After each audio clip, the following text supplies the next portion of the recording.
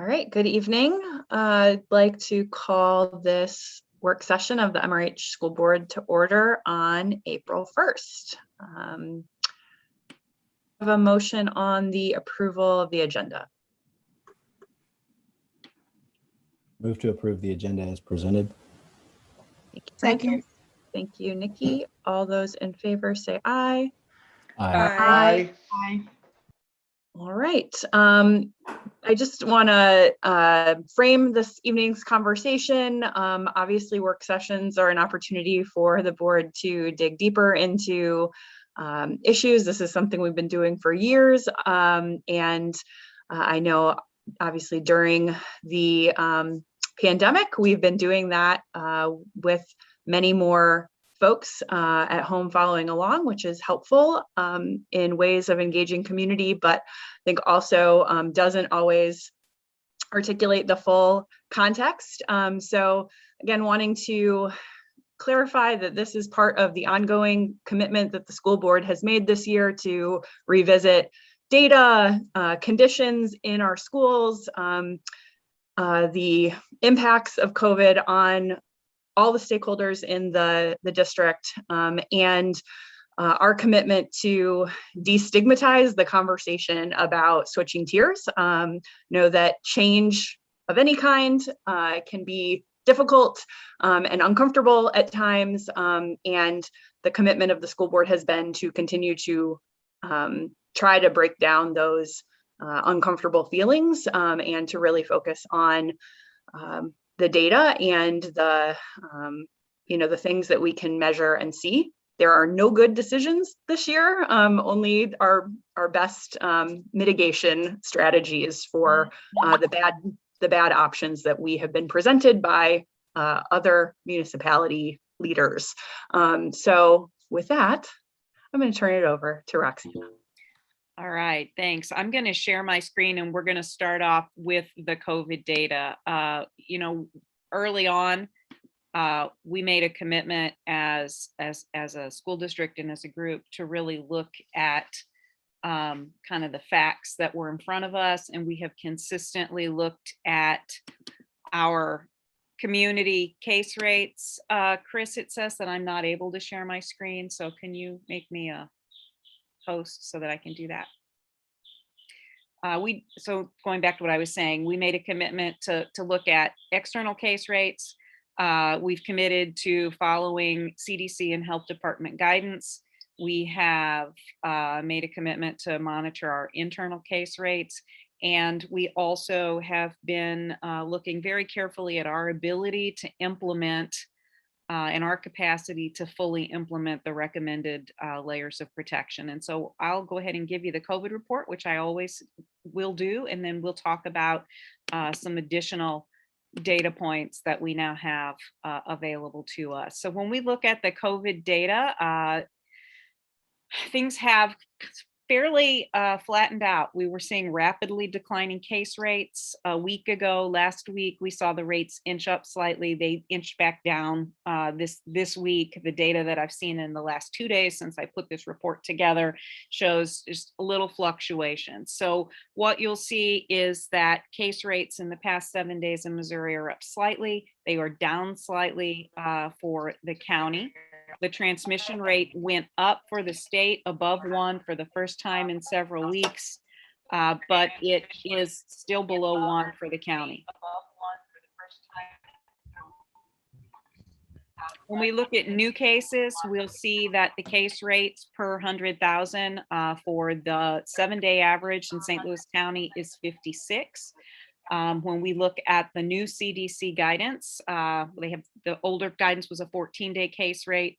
Now it's a 7-day case rate. What you will notice is when we look at the case rates and the transmission rates, that's going to put us sitting right on the cusp between the yellow moderate zone and the orange high zone, but well below that highest risk red that we were in for a long time through the winter. So we are right coming out of orange and moving into yellow with our current case rates.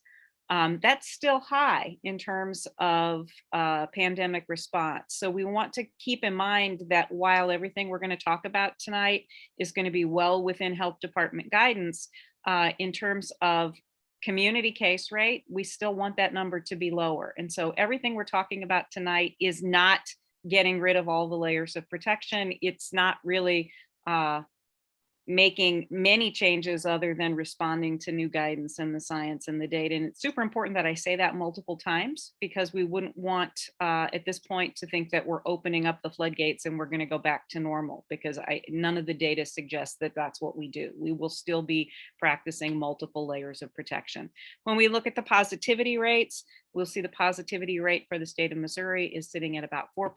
The county, it's about 5.5. And I believe if you look at that number as of today, it's more like 5.6 or 5.7. So slight uptick in the number of positive cases. Zip code data is also fluctuating. We're up slightly in the 117 zip code, and we're down by half in the 143 zip code. And I think you're going to see those numbers continue to fluctuate.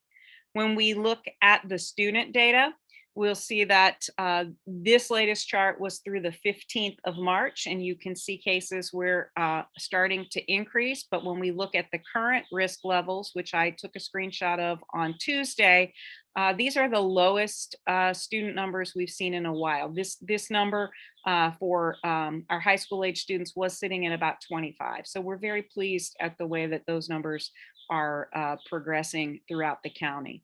When we look at cases of positive cases within our school district boundaries for school age children, and again, these are not necessarily all MRH students, in this 14-day reporting period, we had no new cases.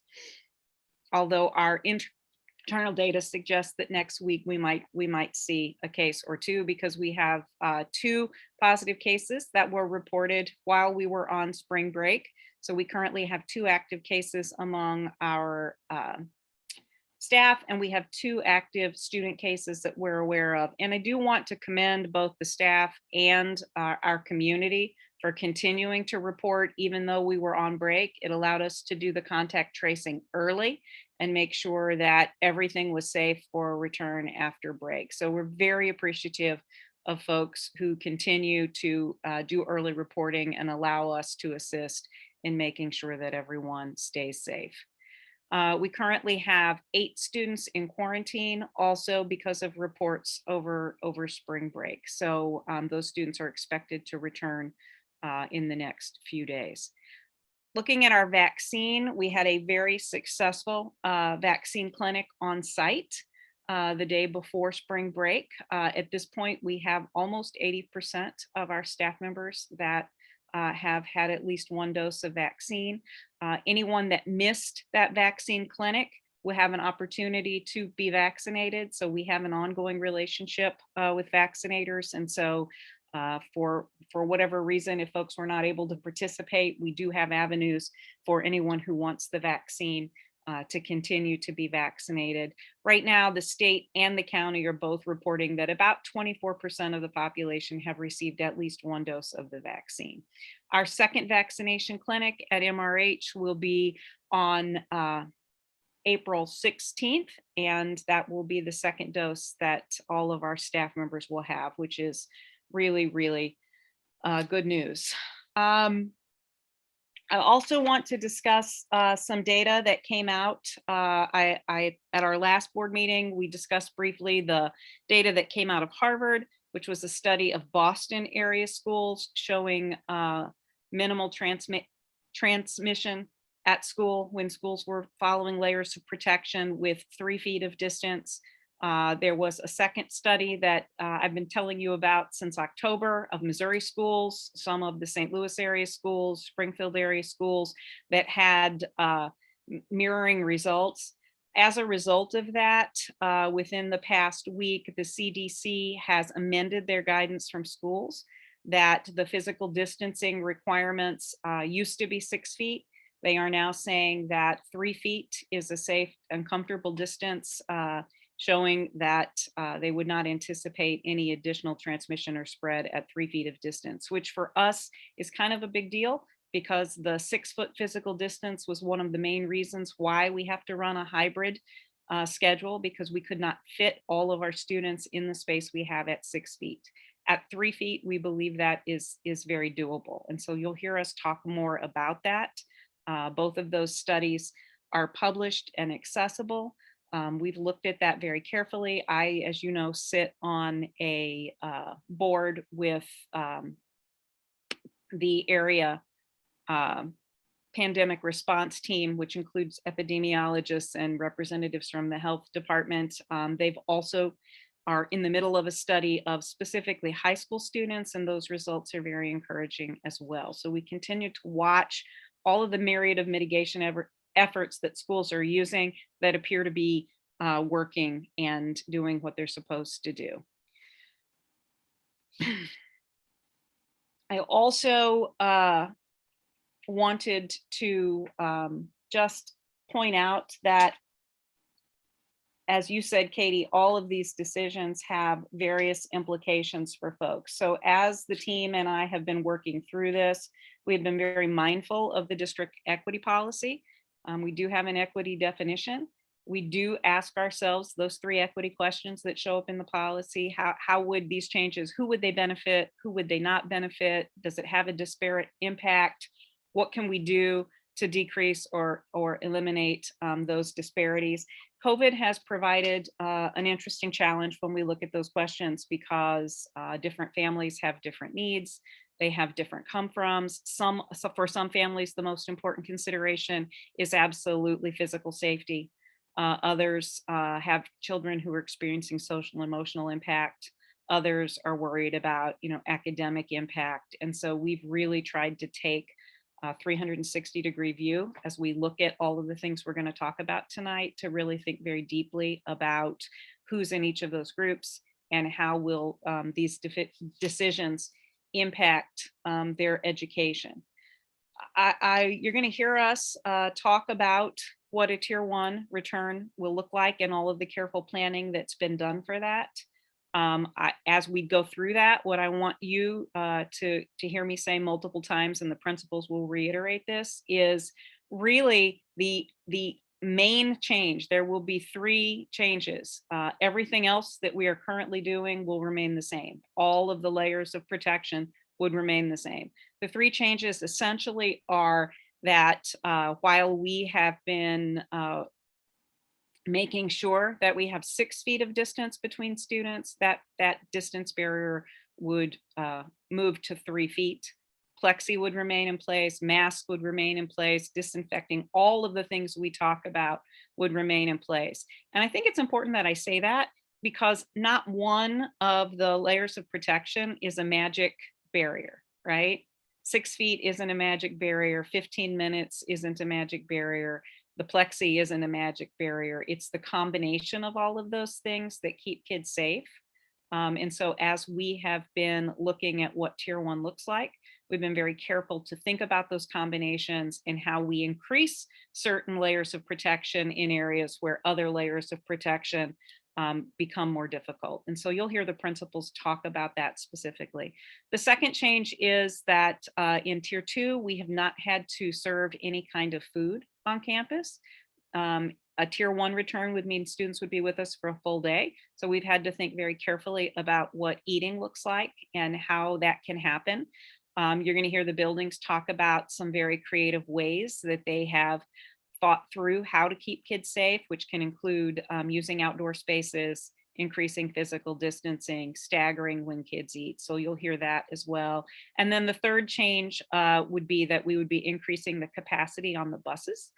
Currently, we're running the buses at less than half capacity. So we would be returning to a fuller capacity. And I have talked at length, and Vince will talk about that with the health professionals. Again, students are masked, windows are open, they're on the bus for less than 15 minutes. So we do not believe that it will be an increased transmission risk based on the new data and the conversations that we're having. So all of that, I think, becomes super important for our consideration. And as we think about all of our students and their needs, We have tried to be there very, very thoughtful about what is the best approach for students. We've tried to pick what we think is the best timing for a tier 1 return, assuming that conditions remain as they are. And I think it's also important that I reiterate that we have all agreed that if conditions change and if conditions would revert, then we always have the ability to move back into a restricted tier. So should you vote for a tier 1 return, obviously, if any of these conditions would change, the external case rates, our ability to practice mitigation strategies or changes in guidance, we would automatically revert to a more restrictive tier. But as we think about students and we think about their needs, we think about what we need to know about students in order to best support them over the summer and moving into the next school year, the team is unanimously recommending a tier 1 return on April 26th.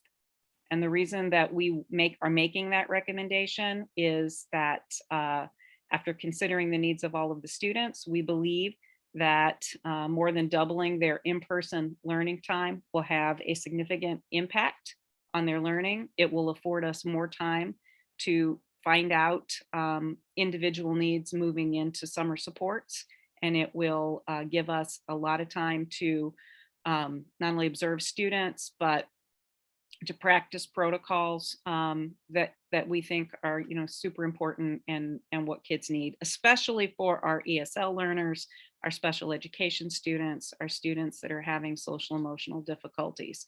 The 26th also allows us to make sure that all of our staff are fully vaccinated and have had time for those vaccines to kick in.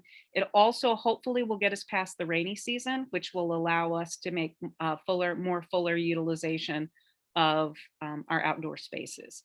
So with that, I am ready to turn it over to the principals to give you a better idea of what it would look like in each of the schools should you choose to vote for a return.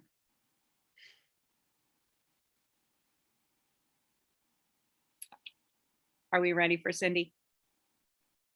Go ahead, Cindy. I'm sorry, is somebody bringing up my PowerPoint? I can, sure. Oh, that would be great. I'm Yep. sorry. No worries.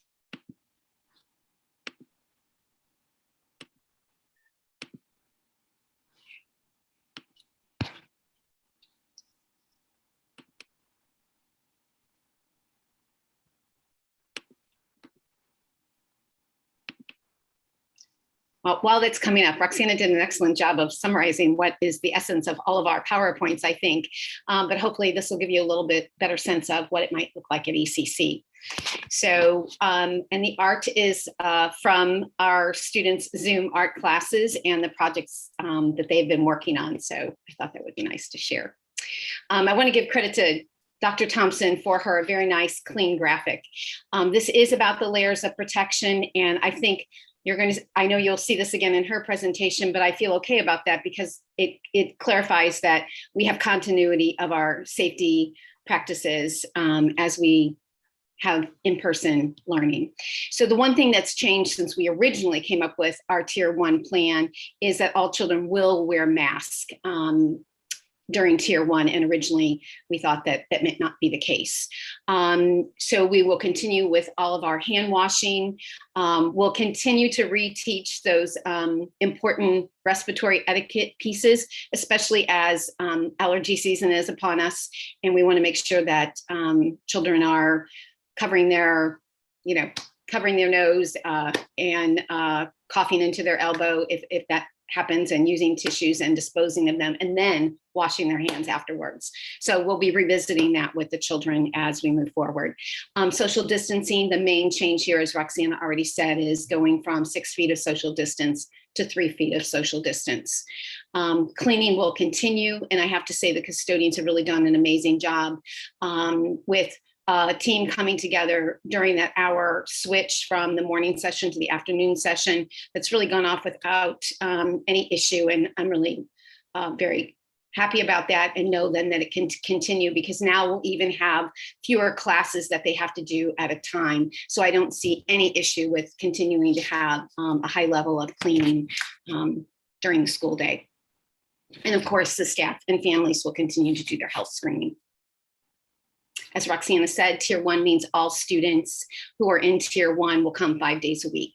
Children will go directly to their classrooms. That's what we've been doing, so there's no wait time in the hallway. That's worked out really well.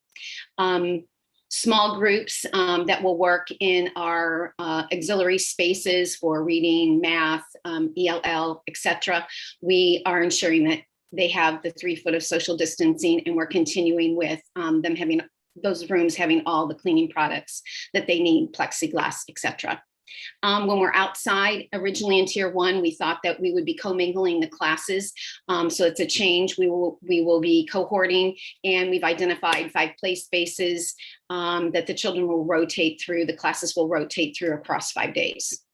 No visitors or volunteers will be allowed in the building, but certain identified educational partners will have limited access to the buildings, and those decisions will be made by administrators. Specials in Tier 1, they will continue. However, they will be in person for Tier 1 students, and we'll go back to our regular A week, B week, C week schedule. The children who are in our virtual academy will continue with their specials, but they will also revert to the A week, B week, C week schedule, and they will be live Zooms, and that has gone very well as we opened up second semester. And so that will continue. The schedule will just be different. The specials will be outside when possible. When not possible, they will be in the classrooms.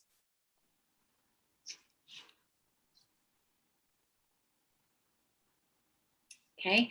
Prior to several weeks, actually, before spring break, we worked on putting 2 model classrooms together, one for a 1-2 model and then another kindergarten model. And teachers were able to go in there and look and see what could be possible in their classroom. When they came back from spring break, they were really inspired and energized, and they have come up with many new ideas that Nurse Michelle has approved. And I'm pretty excited about that the teachers have taken ownership, and they found a way to put tables together and have pods, and they call it a pinwheel, and still have children appropriately spaced with the 3 foot of social distance, yet they get to be a little bit closer to one another with the plexiglass, and it's also giving more space. I don't have a picture of that, but it's freed up a lot of space in the room. So with 10 tables, it doesn't quite feel so small. So I was very happy about that.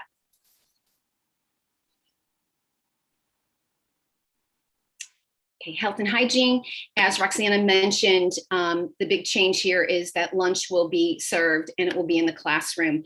The last piece that we had to figure out this week was, since the children will not have masks on, how can we get 6 feet of social distancing? And again, the teachers and I work together, and we do have a plan, and it will involve moving chairs to the perimeter and children using the seat of the chair for their little lunch table. So that was one last thing that we had to resolve, and we did. So we feel good about that. I've already mentioned the custodial staff already is cleaning in between the sessions, and now they'll clean in the rooms after each grade level eats their lunch. And we also have identified spaces across the building for staff to eat. And it also is a bit easier now because not all the staff will be eating at the same exact time. It will be staggered because we'll go back to our normal lunch schedule.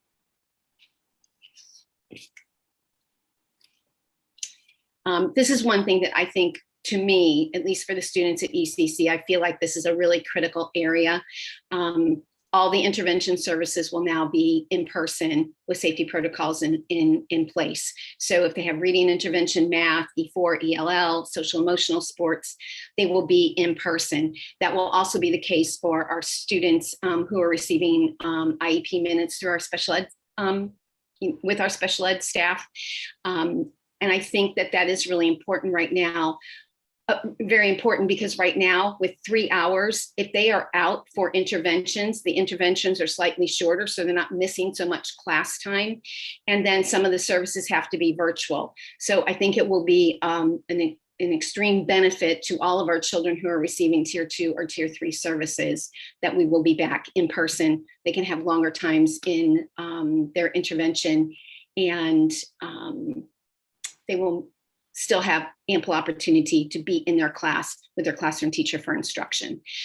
Students who are remain in our virtual academy, they will continue to have the option of having their IEP minutes served virtually, or they will still have the opportunity to come on site for their services. Did you want to talk just a minute, Cindy? I hate to interrupt, but one of the considerations I know that you discussed, or we discussed on Tuesday, was the impact of yet another transition on certain groups of students. So I see you have a bullet there that kind of addresses that. I do. And so one of the things we talked about as an admin team was for our students, not only those students who have particular,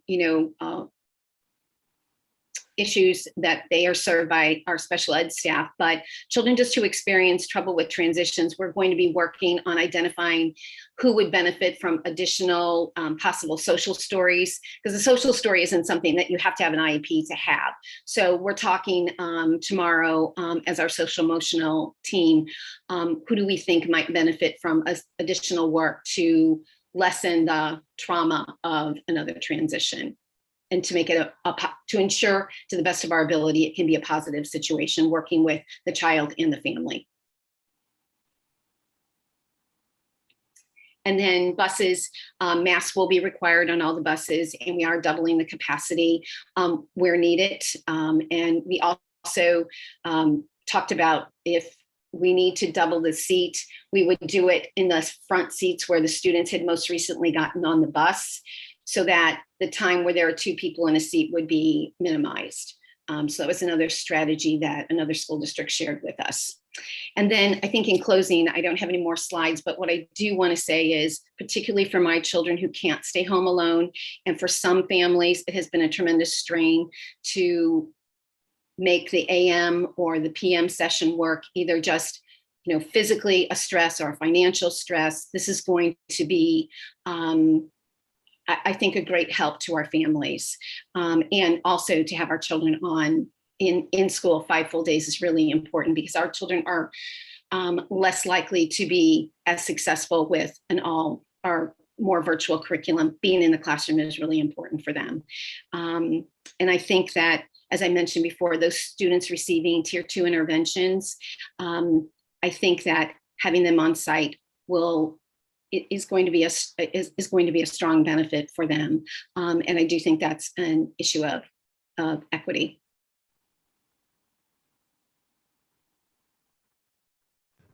Angela, are you ready? Would you like me to call up your slides, or are you going to do that? I have them. If you'd like me to pull them up, I can certainly do that. Roxana, forgive me. Can we ask questions before we move on to? Okay. Thank you. Thank you, Dr. Hebenstreit. I just wanted to focus on the slide that you had where it was covering SSD, SSD students. Yes. And then I want to go back to equity, because I just want it to be, I want to make sure that I have an understanding. When you're referring to equity, are you talking about our educational equity policy and the definition of educational equity that is within that policy? That's what I was referring to, because right now, some of the services are not as many minutes. Like our IEP students, like they may not be able to have their full amount of minutes because of the half-day schedule, and possibly other concerns with a particular child being able to access the services virtually. So I do think it's a matter of equity that children are able to receive their full minutes. And again, not just in SSD, but also in our reading and math and social emotional supports. I had a situation today, we had a child study with a family, and the child really could benefit from social emotional support, but she's already going to reading and math supports, which she really needs. And we all agreed as a team, including the parents, she needed that. So we've been able to figure out a way to make that happen by the caregiver coming and picking her up a little bit later, and my social worker seeing her at the end of the morning session. So we're trying our best, but those barriers would be taken away if we were in school 5 full days. I understand. So when you were going through the 3 questions that we have in our policy, whom does it benefit?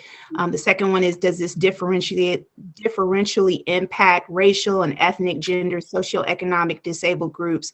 And then 3, what can be included to decrease or eliminate the disparities? I kind of honed in on the slide where you were talking about intervention services and SSD. Was that your focus when you were going through the 3 questions?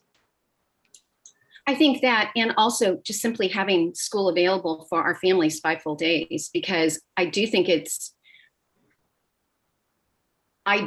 children need to be in school 5 full days. I think it's particularly difficult for our families, and particularly those that may have more financial constraints where they don't have someone they can pay and have their child picked up or go to a different aftercare program that has some really exciting activities.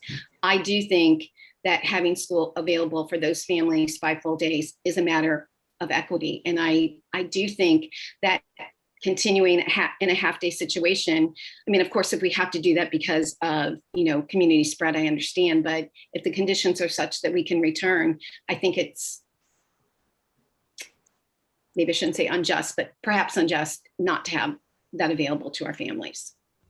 I understand. I guess, forgive me, I think Maria would say I have my lawyer hat on. And so that's why I'm kind of like, we have these questions. And so I'm going through them. And what you're telling me, like socioeconomic impact, that's a group. Disabled students, that's a group. So, I mean, we are going through the questions. You're going through the questions and I'm just making sure like, okay, this is what I'm getting from your presentation. This is what I understand. So I think we are on the same page. That's all I was really just trying to get a handle on. Sure. And I wouldn't say just families who are low socioeconomic. I mean, I think for our families who, this is for them to be in school half day and our families having to pay for care of the other half. It's been a tremendous financial impact for many families, not just families who are low socioeconomic. I'm not disagreeing with you, Dr. Hebenstreit. I'm just trying to clarify. Okay, I'm just looking at our groups, and it doesn't say low socioeconomic. When I look at the policy, it does say socioeconomic. Yep. So all I'm saying is like everything that you're presenting right now is falling into the 3 questions that are in our policy. And I was just trying to make sure that I was on the same page as you, and I am. Okay. I have a question, if that's okay. Sure. So a group that we have not called out in our policy, but a group that exists nonetheless in COVID times is our group of students who have families who have made the decision to stay fully virtual, regardless of return to buildings plan. If I'm remembering correctly, I haven't seen a Vince presentation in the last 24 hours, so I might not remember, but I think that the most students whose families chose that are in the ECC building. So, Cindy, throughout your presentation, but if you can put it into, one soundbite for me, what impact of a full return to buildings will those families be experiencing? So I would say that I want to note this. There are a few families in each of the grade levels that have their children in the virtual academy because they simply didn't have any way to get their child picked up half day. So I do think we're going to have some friends rejoin or enroll in or move over to tier 1.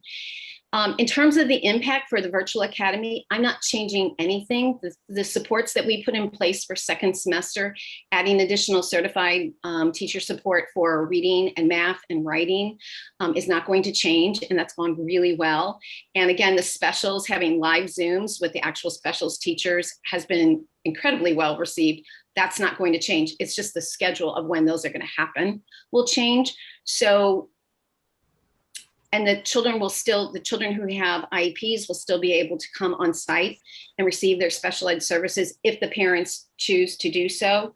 So I'm not seeing that there is going to be an unfavorable impact on our virtual academy students and families. And yet some of them will have an option to return to in-person learning. Okay, thank you. I just, again, wanted to kind of pull that all out. I saw it interspersed throughout. Thank you. I have a. Oh, go ahead, Francis. Okay. So those were the highbrow intellectual questions. I have a lowbrow practical question. We haven't done like drop-off scenarios or, at the start of a school day in quite some time. I think you probably alluded to it, but the students are going to go at ECC directly to their classrooms.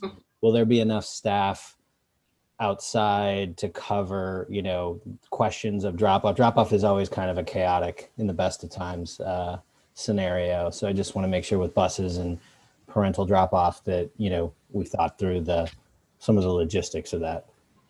Well, the good news is we'll only be doing it twice instead of 4 times. Right. One arrival and 1 dismissal. But it's bigger, right? It is bigger. And that's just a problem at ECC. But I will tell you, to answer your question, yes, we have enough staff. It's going really well. Kids are very practiced now at just getting out of their cars. Occasionally we're opening some doors, but they're getting out quickly, getting on the sidewalk and going in. I don't have an issue of congregating, the kids congregating or, all bunching up. And I don't see that being an issue when all of them return, because there's enough space. Like we actually have lulls in our drop off, which if you remember, that it's fairly common. So I think we'll be okay. I'm not seeing anything that I'm concerned about. However, I'll be out there, and if something arises, I will address it. Okay. I appreciate it. Thanks. Mm-hmm. I do have a question, and I know Whelan has a presentation as well, Sure. which may better answer this, Dr. Hebenstreit. But my question is really about the busing. The plan that you guys have, I've looked at all the plans, actually. They look great. Sure. I'm pleased about the detail. It really does help me feel comfortable. But my question is, we're about to double the capacity on the bus. I'm assuming there's no plexiglass in between the kiddos on the bus. From what I read, it's going to be 2 to each seat. They'll be masked, but they will not be even 3 feet apart. Is that correct? It will be, if they sit on the outer edges, it will be slightly less than 3 feet. Yes. Okay. So my concern is, and I'm betting you've already looked at some of the research, but my concern is just, since they won't be 3 feet apart, what is the likelihood that that's going to end up being a transmission area? Well, in anticipation of this question, I actually met with the epidemiologist team this morning, so I asked the question again. So really the factors here that we're going to look at, because you're right, it will be slightly less than 3 feet. And Vince has also talked to his contacts, so he'll be talking more about this later. But the factors, the other mitigating factors that we need to make sure: the windows on the bus need to be down, everybody needs to be masks, the seats obviously will be disinfected, and then we look at time, right? So you shouldn't be the kids won't be doubled up for more than 15 minutes, more than likely less than 10. You fill in a certain way, you have assigned seating so contact tracing is possible. And if you fill the whole bus first before you start doubling students, then the amount of time kids are actually sitting next to each other is actually not very long at all, which the time factor is what helps us. So I ask, what is the additional transmission risk? And the answer I got today was they didn't really see any issues with that plan, with the conditions that I described. So I hope that answers your question, but I did do a follow-up specifically again this morning. It does. Thank you.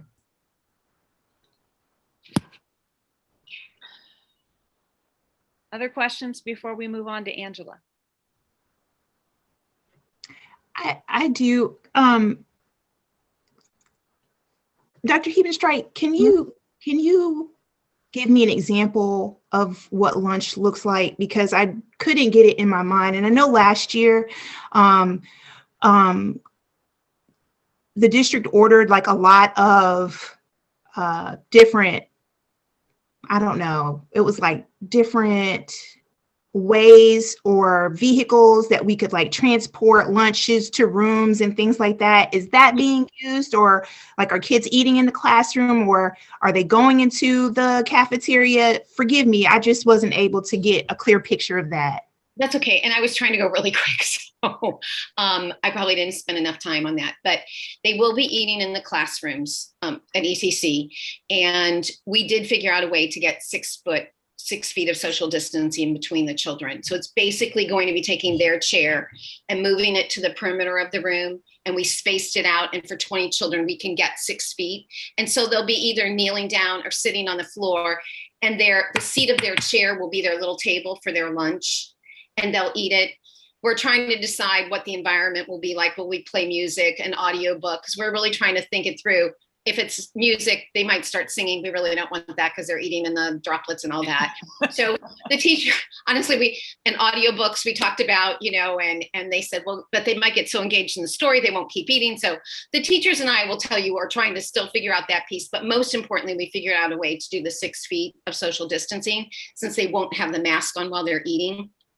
The cafeteria will bring the lunches and put them outside on the cubby. And then the teachers will still be in the room at the beginning of lunch and make sure they get their lunch, or the children will get their lunchbox from their locker and, take it to their seat. And then after about the first 10 minutes, then whoever is on duty for that classroom will come in, finish supervising lunch, get the children cleaned up, take them outside to their identified spot. And then when recess is over, take them back in. So an adult will only be assigned to one class, which is important for the staff. They wanted to have one identified class that they would be with. They also have shields if they want to wear them. We have plenty of shields. We have gowns, we have gloves. So the staff supervising lunch, I didn't mention that, will also have all the PPE that they need on a daily basis as they're supervising lunch.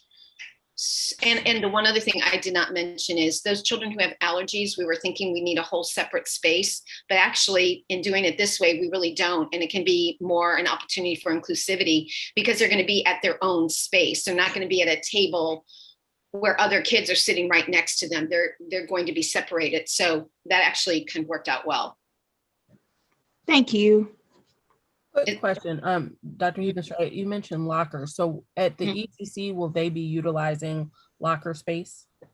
So they are right now. And so if they're in the morning session, their locker is next to an afternoon student. So that's something I'm still going to talk with the teachers about. Like, can they what will probably happen is they'll all come in and put their backpacks on their chairs, and then they'll rotate out, every other, putting their things in their locker, because it does get a little cumbersome for our kids to have their backpack on their chair all day, but we still have to work that little piece out. But we'll do it so they're not all out at the locker. I want to assure you of that. We will have a plan. Thank you. Mm-hmm.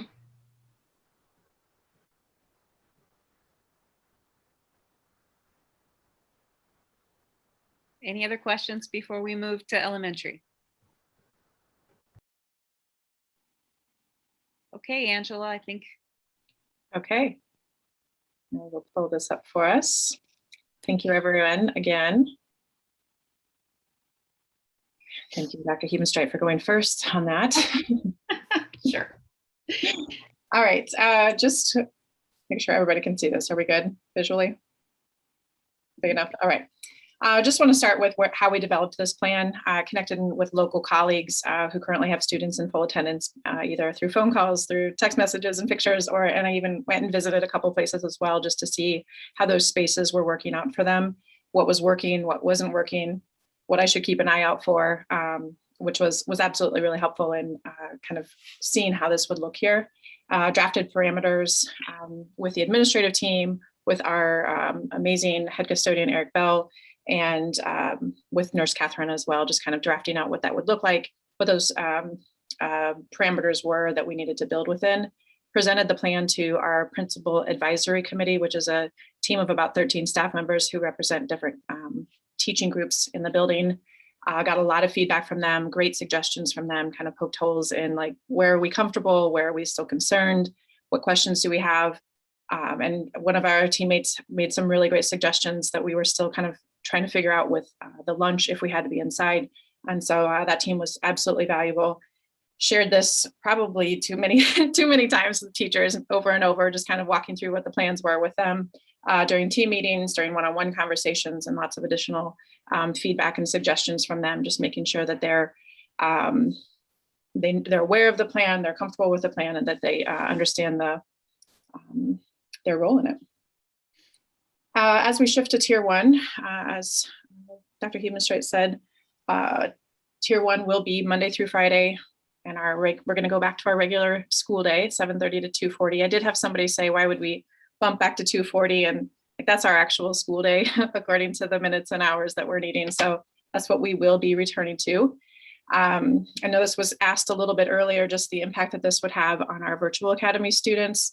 And there's really only one little tweak that's going to happen for those students, and that we have to shift their lunch hour about half an hour to ensure that those live specials can maintain in their day, which has been going wonderfully as well. Again, opening up on-campus interventions for students whose families are interested in that. And then our staff are just continuing to get feedback from students and from staff on a regular basis. We have about an average of 17 or 18 in our 3rd, 4th, and 6th grade virtual academy classes. And then we have a little bit more in our 5th grade class. That's a bigger class as it is in the building. And so 4 teachers assigned to those grade levels and 2 additional support staff members who are supporting those and ensuring that they're getting the hands-on support that they're needing, as we would be here as well. We meet on a regular basis, on a weekly basis, to collaborate and problem solve. And they're always texting each other, checking in with each other to problem solve the system and also support their students. I don't know if there's much to repeat about this other than the fact that we're maintaining all of our recommended layers of protection. Again, the change here is in the masks, and that during meals, those will be down, obviously. We're going to continue with our hand hygiene. Our students and staff are just doing such a phenomenal job of maintaining that. And it's just second nature to them now, walking in, pumping in and out as they're going out to recess. We call it movement breaks right now.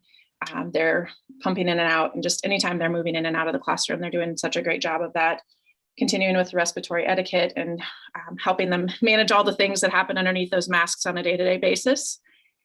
Continuing with our social distancing, we do have our arrows throughout the hallway and our footprints as well. Those are distanced at 6 feet right now, which are just great visual reminders for both our staff and students. And I don't believe that we'll be adding one in between for 3 feet, but those will just continue to be good visual reminders for our students as they're navigating the building. Our cleaning process, our custodial team has just been phenomenal as well, and taking such good care of us. During Tier 2, we are doing a cleaning process between the 2 sessions, and that is similar to Dr. Hubenstreit at the ECC. That is something that we will maintain whether or not students eat in the classroom each day. That will happen midday for that cleaning process. And we will maintain those health screening practices. Just want to give you the visual here of the difference between Tier 2 and what Tier 1 could be. Currently in our homeroom classes, we are maintaining that 6 feet. And when we move into if we were to move into Tier 1, our 3.5 feet would be our minimum. We have a little luxury that there are certainly going to be some spaces that we can stretch out even more than that. And anytime that we can, we will continue to stretch and take advantage of that space. The plexiglass barriers will maintain. I'm going to skip down to the 4th bullet there, and that right now, obviously only half of our roster is here at a time. We're obviously in Tier 1, that would be full roster attendance. Bus capacity, we would obviously be following the same system throughout the district with what that staggered seating was, and what that how each seat would be used, and how we would potentially need to double up on those seats as needed. We are not at full capacity now on our bus. We're not at half. We're not even at full of the half capacity right now, is what I'm trying to say. We have some that are 7 students at a time on occasion, so doubling that up. We're interested to see how that looks in that doubled up process. And then obviously with 3 hours on campus versus the 7 hours and 10 minutes of on campus time is a big deal. And when I'm thinking of the benefit of this for all families again as well, like there are just so many different factors that have made 3 hours tough for a lot of our families in terms of a working family who's having a hard time getting off work to come pick up midday or to drop off midday. Families who are working to try to navigate that off-campus time for any of our students who, shouldn't be staying home alone. That has certainly had a significant impact on a lot of our families trying to navigate that. They, again, have done such a great job committing to it and trying to make it work the best they can. But I know that closer to normalcy with that 7 hours, that full school day is going to be certainly an absolute positive. So full days, we are going to continue with our breakfast being sent home at the end of each day, just to minimize the number of meals that we are having on campus. So students will take home and be told and reminded not to snack on the bus, but to have that as their breakfast the next morning. And then we will have lunch, obviously on campus, and we're going to keep our students cohorted. We are going to prioritize outdoor eating. So we've changed our master schedule so that we don't have any overlapping lunch and recess time. So we have 4 separate windows for students to have recess and lunch in their individual places cohorted. And really want to maintain that outdoor experience for students. A good friend of mine is my maven, and I asked her, she's a former school psychologist and knows a lot about education and what kids are needing, and as we recover from this. And I asked her what she would add and what she would do, and her number one piece was be outside as often as you can.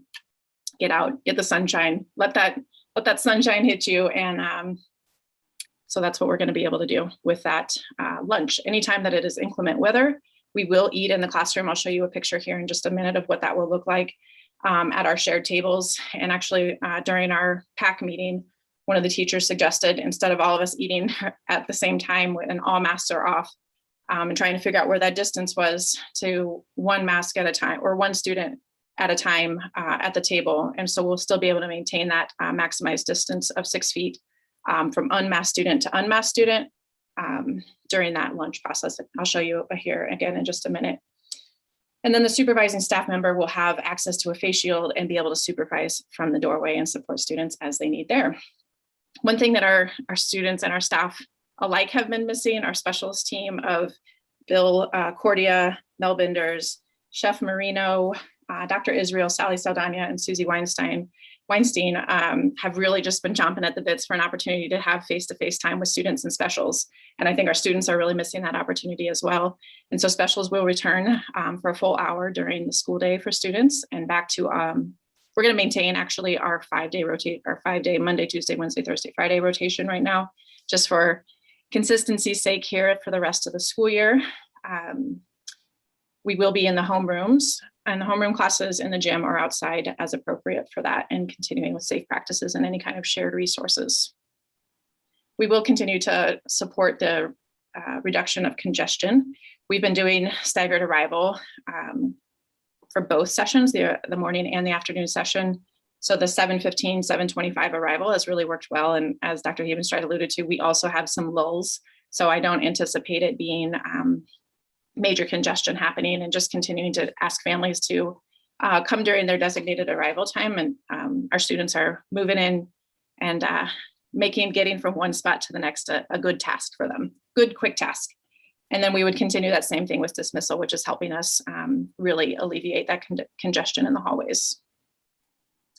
There's just a quick picture. The famous Courtney Miller and Abby Smith, our coaches, our amazing math and literacy coach, who are demonstrating for us. So this is what our table would look like with the T plexi in between here. During lunch, the left side of the table, for instance, would eat first, and then the left side throughout the room would still be able to maintain that 6 feet from unmasked person to unmasked person again. Just a couple of more pictures here for you of what our layout would look like. So these are trapezoid tables. Currently, our students are sitting on the longer end of it with a U-shaped plexiglass around them. So we're just going to repurpose that plexi and turn it into a T shape, as you can see. So students will be about 45 inches nose to nose with that plexiglass barrier in between there. So you can see those pictures. They're not quite shoulder to shoulder. They're not quite face to face, but they have adequate workspace and distance as well. So again, with the access to the interventions and supports is a really important piece for us as well.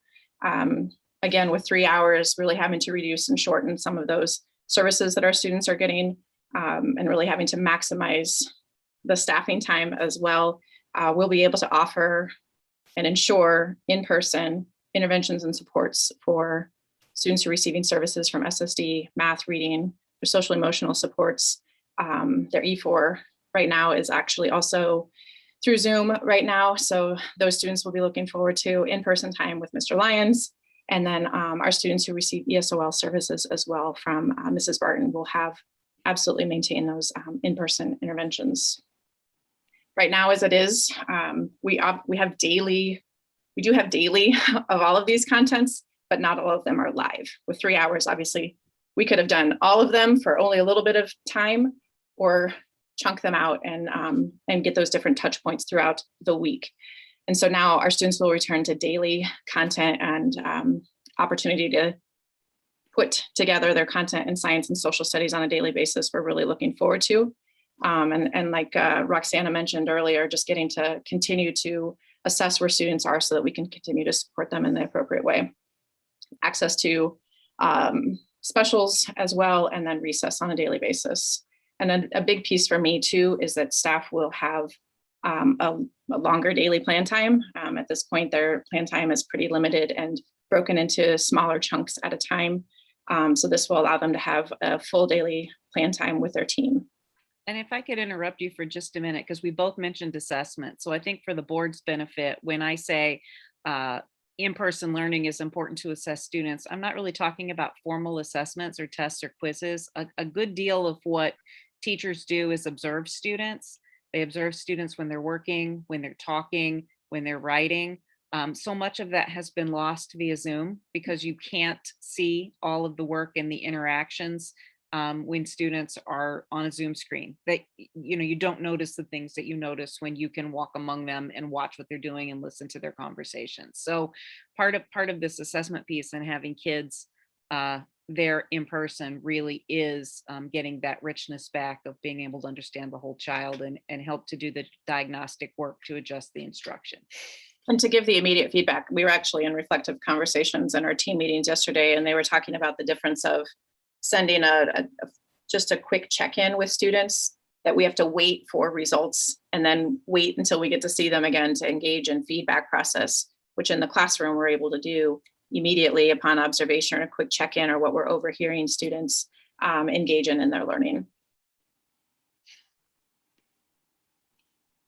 And to continue on thinking through the learning on campus, we are still going to maintain our use of its learning platform, with our staff and our students who have really become well-versed with the use of that. Our teachers will still hold to providing the on-campus learning activities and the resources and through descriptions with its learning, so that if in the event that we had any students out for any type of reasons, they would still be able to access the learning going on. And then any kind of quarantine situation or a student who is home for any kind of quick illness is still able to Zoom in and access the live instruction going on, which is something our teachers have quickly mastered with their additional technology.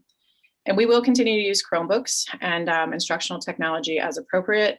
And we're gonna do as much as we can to continue to build in hands-on learning and collaborative practices in a safe way as well. And then just a quick glimpse of some of our learning spaces that are currently set up. On the upper left there, this is one of our reading intervention spaces where our students, again, we have the luxury of some space in some of our classrooms. And so we do have the opportunity to stretch out a little bit more. On the upper right side there, this is one of our 5th grade classes. And I want to reiterate that we're not adding any more tables to the room to double the capacity. We're going to flip them and reconfigure what that plexiglass looks like and stretch a little bit more just to ensure that we're maximizing the distance as much as we can in there. We've, again, with the luxury of space that we've had, we've been able to protect the reading. I don't know if you can see in this picture in the right in here, we have our classroom libraries, and we've been able to protect that space in many of our classrooms for right now, where students can go up and do their book shopping without another student there. That might be one of the spaces that gets stretched a little bit, and our students are able to now, when we stretch it, be able to pop out, stand or move to a different space while students go up and book shop. And then in the bottom here, this is where E4 will occur. We'll have about 15 to 18 students in those spaces. I know you don't see that in desks right now, but we had to use the music room to be able to stretch out those spaces and maximize to get that at least 3 feet. And I believe that we'll be able to get much more than that. I'd love to be able to answer any questions that you have.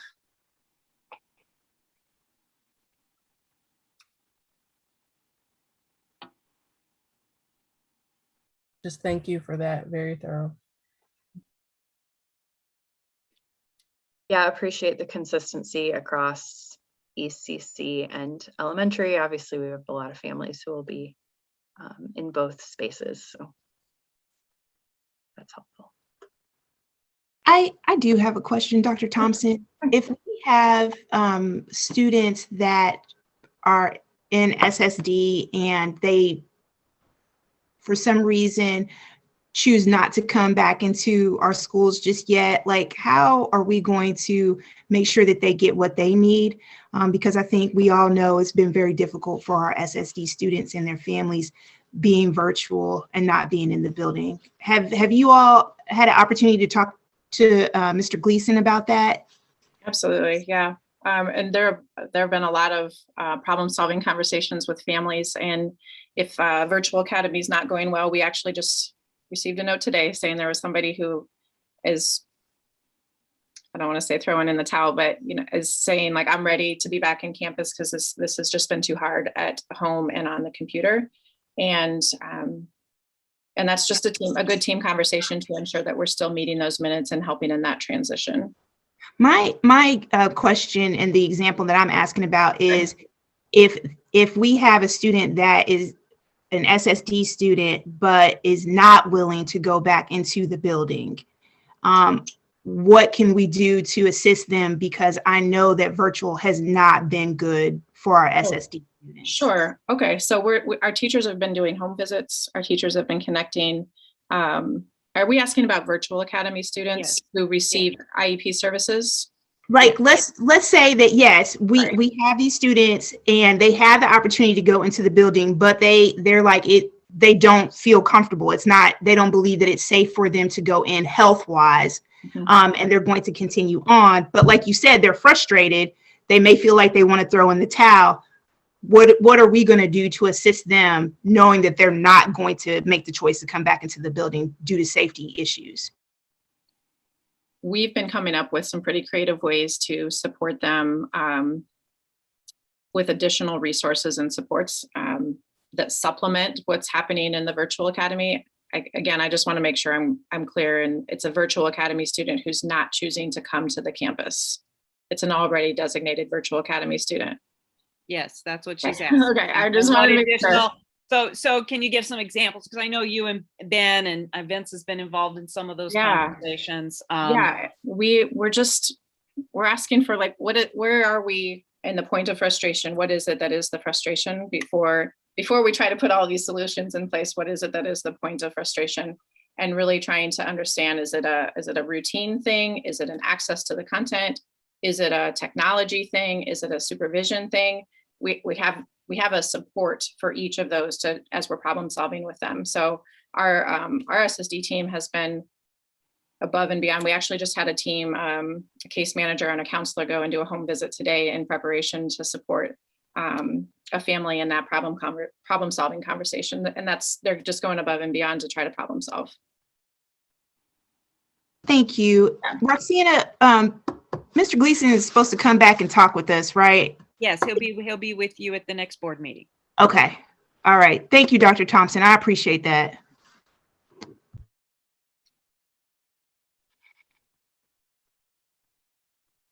Are we ready for Kevin and Mike? So.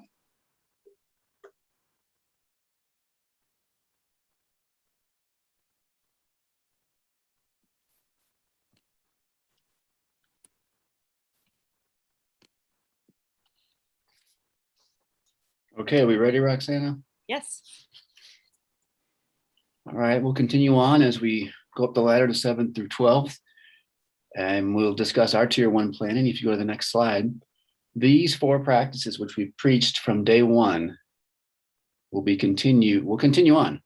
The difference is number 2, which Cindy and Angela have already mentioned, is that we are following the CDC recommendations of moving from 6 feet to 3 feet, which does affect how we, design our space and how we run our lunch and really do everything. So throughout these slides, you've seen that we're doing the same things in many ways, but we're adding some nuances with the social distancing change, the fact we're adding lunch on campus, the fact that we're also going to be at full capacity 5 days a week, and that also impacts our buses at full capacity as well.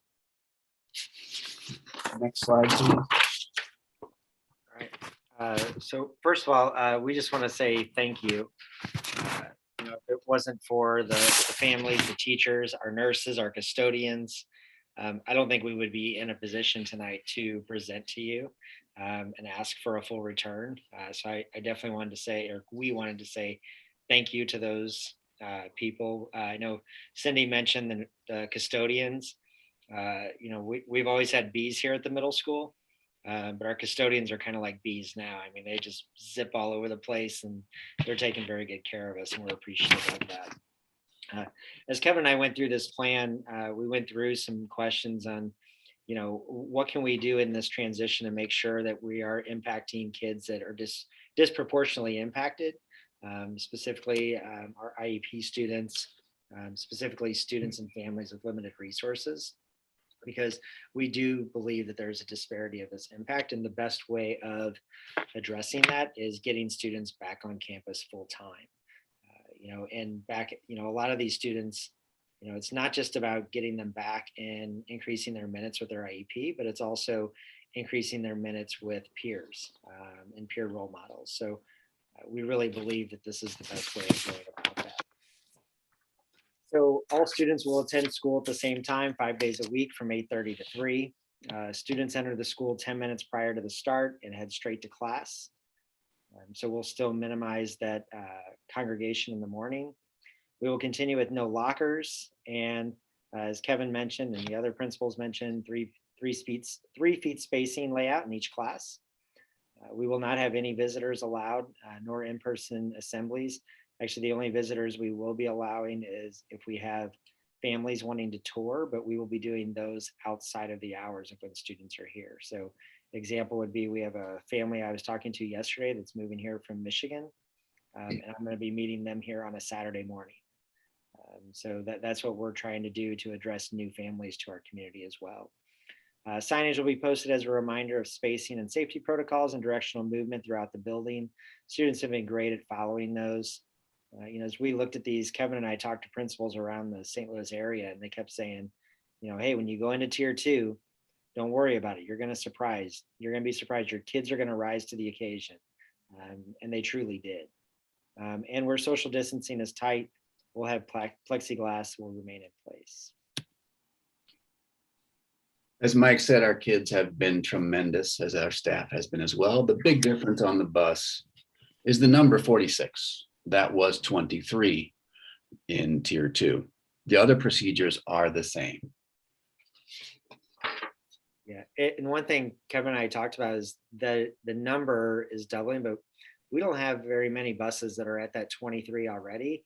And the other thing that we've discussed is, as we go into these nicer months, as we start getting into, end of April and May, our ridership actually goes down because more kids are walking. And I think that goes along with what Dr. Thompson said. We need to get kids outside, so we can encourage kids to walk too. It's going to be beautiful, and we've got a great walkable community. Yeah, Mike and I are in the parking lot every morning greeting cars, and we've seen an increase in people that arrive at school a different way besides the bus, and that's been good. Yeah, skateboarding, riding bikes. It's I think we've got more longboard skateboards this year than ever before. So arrival will stay the same with the exception of the time. Students will use one of the 3 entrances to prevent clustering. Students should not arrive more than 10 minutes prior to class, and students should not arrive early and congregate outside the building. These are the same 3 entrances we've used: band door, cafe door, and gym lobby door. At no point this year have we felt that any of these 3 entrances have been overcrowded with half. And even if those doubled, it's actually one more entrance than we were using previously.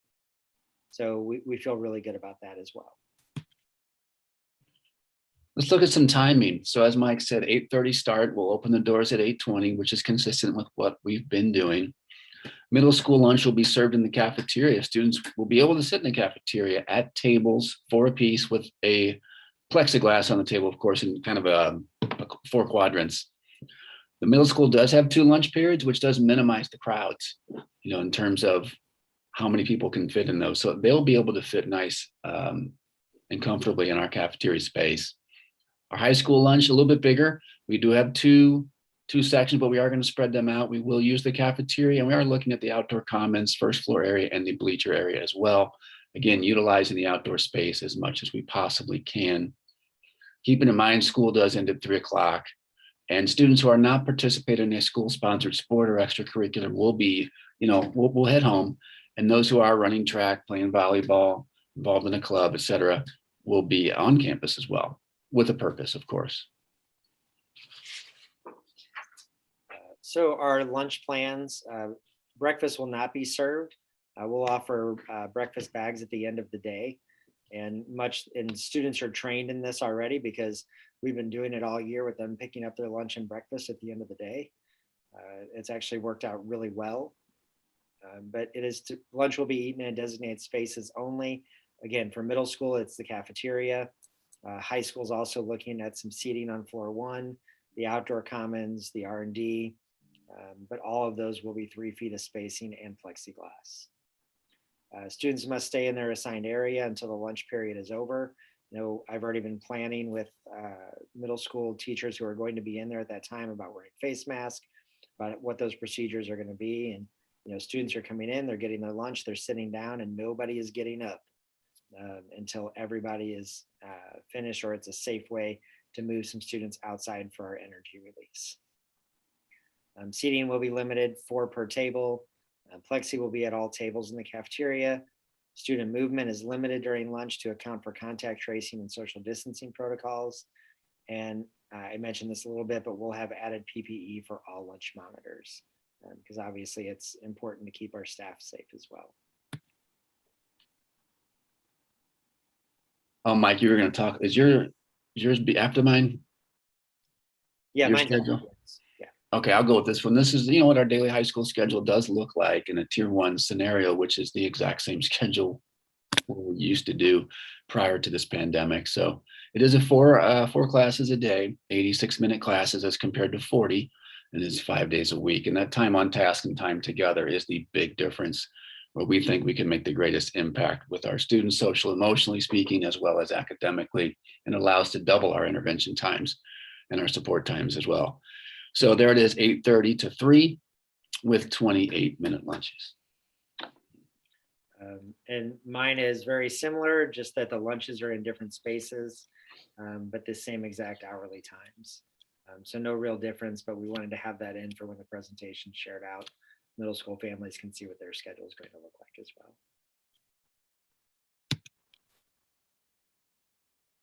So these are our continued support for middle school students. There will be, I will mention that as far as our launch students or our students who are virtual, there will be no changes in how they receive services. That will continue through launch.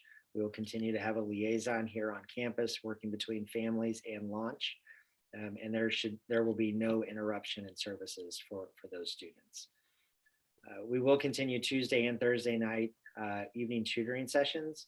When they talk about good things have come out of the pandemic, this is one of those. This is something our families have been very responsive to. Our intervention used to be right after school, and we really struggled to get kids to stay. Now that we give them a little bit of break and then they can just log into Zoom back in the evening, it's really worked out well. So we want to continue with that. Our counseling team will have more time to meet with students and support them with mental and social emotional health. One of the things we run into now is with these shortened days, if we have a student who is struggling and let's say they miss the bus, and not that any of our students would miss it on purpose because their parents are already at work. By the time we're able to get to the home, get them to school, now they have 2 hours left in the day. In this case, we can get there, we can get them to school, and we still have 6.5 more hours with them. So that's one impact that this is really going to have with some of our students who may be struggling academically and have some avoidance of school. And all schools will meet on average of 90 to 170 minutes more with students each week as compared to tier 2. So our instructional time will go up significantly, which if we're looking at research and John Hattie, time on task and time with highly qualified teachers has a huge impact on learning. Much like Dr. Dietrich said, there's some of the same points. We do our launch kids will get the same supports they get now. With I was actually sending up weekly updates just a minute ago, grade checks to all of them.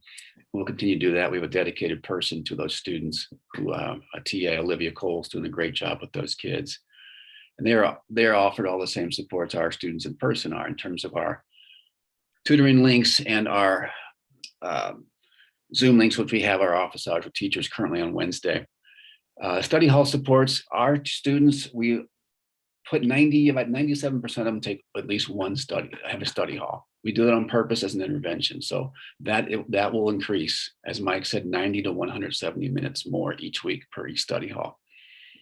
And I'll add that our number 5, our credit recovery model, which Rob Smith is heading up, one of our TAs, doing an excellent job. Again, you're pretty much tripling his time with those students when you do this, which is a big thing. And we'll do our continued weekly check-ins, like I mentioned, with all of our launch students and the same tutoring opportunities we currently offer for them.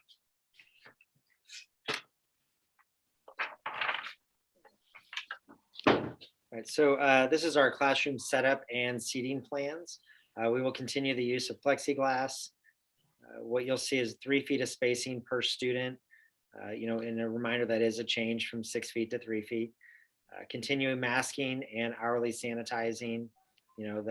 We keep going back to all day, every day. That's what we're going to be doing. Every class you walk into, you're germexing, you're wiping down your space. All of that stays consistent. We'll still continue to limit 2 students per restroom. And one of the things that's really worked well for us is our e-hall pass system that central office was wonderful at approving and letting us get that started. That is something we see continuing post-pandemic and helping us just knowing where kids are and keeping them safe. But we'll continue to use that during tier 1 as well. So I'm not sure they're aware that's an electronic system that allows the principals to monitor any student that's not in their classroom setting. So they know where every student is at all times so that we can make sure that there aren't multiple students in the hallway or congregating in unsupervised spaces. Yeah, so we can limit students, like right now, we can change limits as well. So we have 2 kids are allowed at a drinking fountain at any given time. 2 students are allowed at the restroom at any given time. 3 students at the nurse, and we can change those numbers.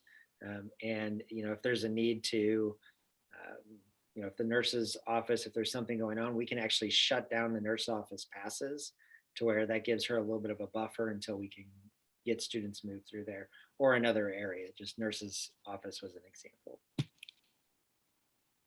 Mike mentioned hourly sanitizing, and we're going to continue with that as we are doing now. Our kids have been excellent at this, and our teachers have been very vigilant. Again, at full capacity, we'll definitely need to be vigilant with this, and we plan to do that. We thank Janice and her crew because they've kept the supplies loaded and ready to go, and we're going to keep it going. And we'll continue with our traffic flow, keep it moving, stay to the right. Dr. Grier and also have, both of us have utilized music in the hallways. And we've even opened it up where students can email us requests. And that's been fun. We have teachers requesting songs, but we've noticed just that music in the hallways is helping keep kids moving as well. Although I think my choice in music has been better than yours, but that's another no. Breakfast will be offered at the end of the day. And you will see that right there in this is a blurry picture, but that's where our breakfast setup is at the end of each day. We'll continue doing that.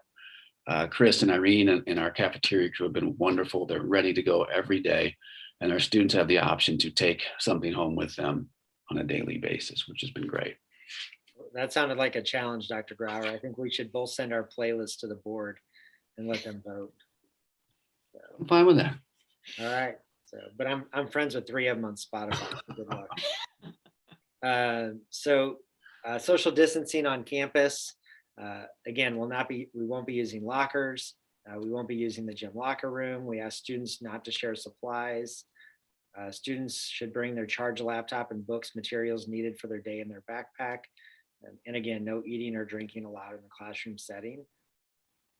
And bathroom social distancing means only 2 inside at a time. And again, we have a staff member there who helps monitor that during break time, but then we have Hall Pass, which helps us monitor that during the school day. And yes, the lectures will continue on responsible living outside of school. Those are important things, and we're not going to let up on that either, because we realize the impact of the weekend, the nights, travel, etc. And that's why the daily self-health check is so important. We know at the secondary level, there is different rates of transmission. And so we take that very seriously. And we know that we've been very, I think, successful in this area because our parents and our nurse angel have been just so on it. And they tell us in advance, well, so-and-so's not coming to school because of this symptom. Great, we have a system where we kept it, we log it, and we keep tabs, and we give them days about returning. And because we've been so proactive with all of that, we've had little to no outbreak at all. Kevin, you mentioned our nurses, and that's just something we continually talk about as a staff, just how much they've risen to the occasion. I mean, they have just been awesome. So quarantine isolation, again, we just reiterate to parents that, you know, quarantining and isolation is not a punishment. It's a prevention, and it's a safety measure that we have to take. Students have been really good about when they are on quarantine or isolation that, you know, they are jumping on Zoom and participating in classes. And not to say that we haven't had some hiccups with this, we have. But for the most part, it's been really successful getting them online. I like to say you shouldn't be late to school because we don't want you to be late, especially when we haven't been here full time. Be on time. But if you are late, please use our buzzer entrance and don't bother our central office. We realize that many of the students have not been forced to wake up, especially our afternoon crew, for a very long time. And we understand that that's going to be a transition for everybody to get their internal rhythms back to this, as typically happens every summer in the fall. You know, there's some comparisons we can make to that. And we realize that for teachers and students and myself alike, our rhythms and timings and all of that's going to shift. And we're going to be patient with it, but we're going to be supportive as well. But we realize all of these shifts will take some time to adjust to. And obviously, we continue to deliver this message in our weekly emails to our families and just when students should stay home. And, you know, for the most part, our families have been very, very good about this. And it's, you know, Dr. Grauer and I are on all the communications between families and the nurses. And it's, you know, to say communication is beautiful, it really is in this situation because the parents have been so willing to listen and hear us out, and the nurses are throwing information at them. But again, we're going to continue to reiterate to families on how we can stay safe and making sure that kids are staying home when they have symptoms.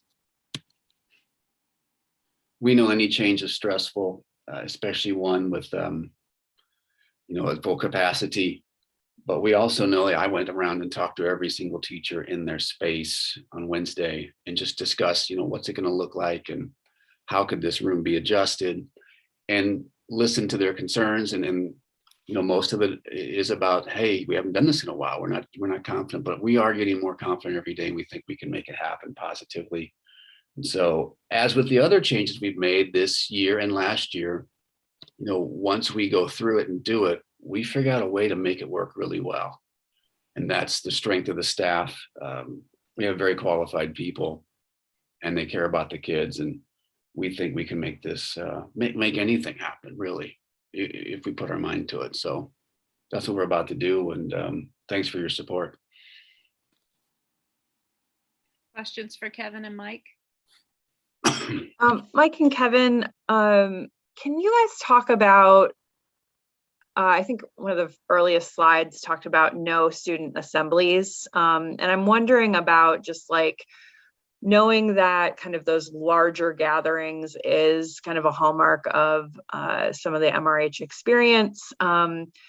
What are you doing to ensure that there's good communication with all students, you know, in that way? And frankly, for staff, I mean, we're going to continue to not have large staff gatherings, I assume, too.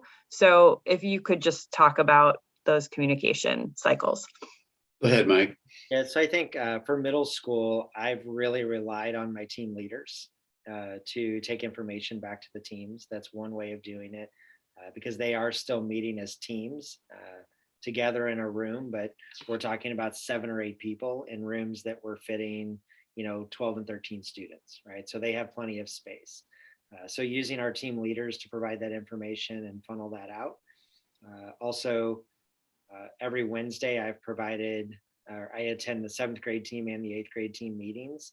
And then immediately following, I have an open Zoom office where any teacher can pop in if there's questions they don't want to ask in front of the rest of the staff. And I'm on there for typically half hour, 40 minutes with staff that have questions. And then obviously we're using email to get information out, and any email that goes to parents also goes to the teachers.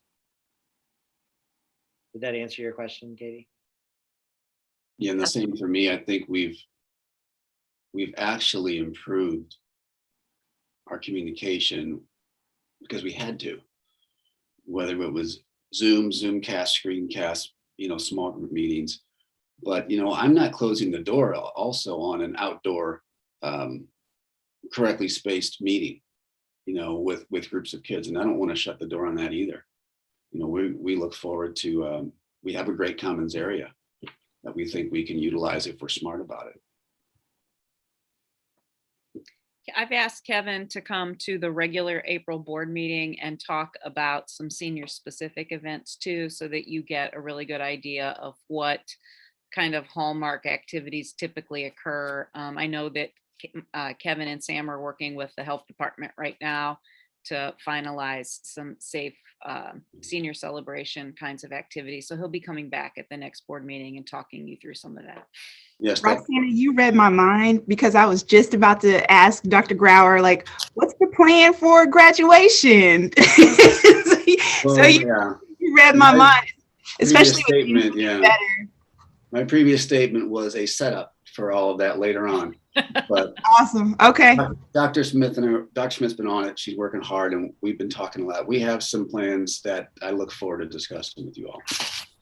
Yeah, and I appreciate that. And I just, you know, I think it's important to, you know, iterate that, because there may be some people that are like, well, if we've got kids in the cafeteria all together, then why can't we put them all together in, you know, any other space? And I think obviously we're going to be strategic and thoughtful about that. We're still not back to 2019 gathering options right now. Correct. You want to be able to ensure distance. You want the plexi, all the things. Like I said, it's not any one thing. It's the things in combination, and we just have to be super smart about how that works. Roxana, Go ahead, Brandy, did you ask a question? I'm sorry, go ahead. My question was, I just wanted to be sure. So even at lunch at the cafeteria, we do believe that the students will be at least 3 feet apart? Yes, and if we can get 6 feet, we don't have to worry so much about plexi, but in areas where we can't get the full 6, there will be plexi barriers. Okay, great. Roxana, I was really gonna ask a question about, I think something Katie just said, like, you know, 2019 and how we're not there yet. And I guess my question to you is, when you're talking to all of the epidemiologists and all the other scientists and doctors, is there conversations being had like there won't be a normal like there was in 2019? This is the new normal. This, you know, face masks in school, plexiglass, like this is the new normal. Is that even coming up at all? for the foreseeable future. And I think I think what makes this so hard is, you know, when we talk to folks, people want some level of normalcy, which either means no change, or, you know, I've received some communication too about, tell me what school's going to look like in August so that we can plan. I think what makes this so hard is it's a changing, fluid situation. And so our planning has been in tiers on purpose so that we are able to react to the conditions that we find ourselves in the safest. You know, you've seen my community messages that I put out. We want to provide a world-class education in the safest possible environment. And so we're constantly balancing those things. So what I'm hearing from the health community is that they are cautiously optimistic, but that case rates are still high. So we know a lot more now about what COVID looks like in schools. When we first started, we didn't know. And so we had to err on the side of being extremely conservative and safe. We have a lot of good information now about what's working and what's not working, so we can make some informed choices. But the truth of the matter is, from an epidemiologist standpoint, the case rates are still high. So we have to continue with all of our mitigation measures. We have to do all of the layers that we're talking about in order to make sure that the case rates don't go higher in the community, or that we don't have spread on campus. So I think this is the new normal for the foreseeable future. I'm hearing optimism that vaccines are actually helping. I'm hearing optimism that you know, weather's better and people can be outside, but I'm also hearing a lot of caution that folks shouldn't think we can go back to normal and do the congregating and do the large group kinds of things that, you know, we all know and love quite yet, because we're not there yet. Another thing that probably worth mentioning is there has been some chatter in social media or in the news media around variants and vaccine variants and, you know, climbing case rates. I think the good news is, if there's good news to be had about any of this, that the vaccines are proving to be very effective against the forms of those case rates. And so far, thankfully, we have not seen, you know, any kind of increased spread, at least noticeably, among our school age children in our area. And so, you know, those are also cautiously optimistic. We were concerned, and we might still see a spring break bump. You might have seen in the news that there was a story earlier in the week about, you know, it's spreading faster among young adults. So they're really talking about 19 to 25-year-olds, and that's probably a spring break bump. So to answer your question, that wasn't a succinct answer, but to answer your question, all of those layers are going to be important for the foreseeable future. No, I got it, which is like, yes, this is new normal for now. Thank you. Have we had any discipline issues at like the middle school or high school around willingness to, you know, follow protocols like this, or really, you know, I'm also just wondering, with the conversations around, you know, social emotional challenges, you know, if we are seeing any, you know, sort of problematic behaviors from students that, you know, is going to require a different touch when we have a full student body on campus. I mean, I can tell you that I've had one issue since we've returned where I've had to have a serious conversation with a student about appropriately wearing a mask. And that was probably within the first week. And I can't name another conversation that I've had. And that's typically things that, you know, Dr. Grauer and I talk about. So if he had any issues, he's been holding out on me. No, I'm not holding out. I'm exactly the same way. It's like, I think I had a conversation the first week, and believe me, I'm on the lookout. Like, I'm, you know, just try me, you know, but there's nothing there. So it's like, they're really been tremendous. They continue to impress me. The students, the school are just wonderful. Katie, I would be happy to share with you that, or I'm happy to share that, I was really wondering if our kindergarten, first and second grade students would keep masks on. They're amazing. They wear them all the time. There's not an issue. If one goes below their nose, you go, oh, up with the mask, and they do it. I mean, and I think they totally enjoy having Superman and Superwoman, and I've seen all kinds of masks, but they've really been incredible. And to your other point, in terms of, what behaviors might happen when the children are all back together, we are looking at that. And I've asked teachers to think about, for our kids, it's more about stamina. Especially for some of our younger children, they haven't been in school a full day. So I've asked teachers to think about that and what kind of supports will they need, either to support their class or specific children, because I want them to know I will have things in place to help them. So that's one thing that we're thinking about as we return. And then also, how can we repurpose our partner teachers to support those children who are continuing to have learning gaps, are not quite where they need to be. So I know that wasn't exactly part of your question, but we're really being thoughtful about how we're going to repurpose our human resources to best serve children. Yeah, I also have concerns about stamina, namely my own. When the students come back, I'm serious about that, but I think the adults will take some time getting used to that energy, and the flow will be different. And our students too, the afternoon crew, especially when they're getting up early, that's going to be, the teenagers that have been sleeping longer and have grown very fond of that schedule. So that's a concern, but we do also realize that some students, will have anxieties around this. And, talking to Debbie and Justin, our counselors and our admin team, they're trying to get ahead of that is part of our daily work. And we feel we have a good beat on who those students are, although there always are surprises. But we'll be ready to work with them. And, our kids have just been so good, and I think they'll enjoy being around each other. But yeah, we've also had conversation about how with these half days, students actually feel rushed through the day because it's 40 minutes break, 40 minutes break, 40 minutes break.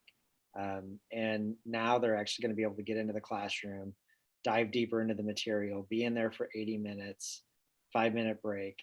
So yeah, stamina is an issue, but we also think that along with that block comes a little bit slower pace or a lot less transitions and more time in the classroom, which will benefit students. I'm smiling. I'm smiling because I was at elementary the other day, and the teacher introduced me and told the students who I was. And one of the students gave me quite a talking to about how school was too fast and she wanted to be there longer. So for some students, yes, I think having not quite as rushed will be good.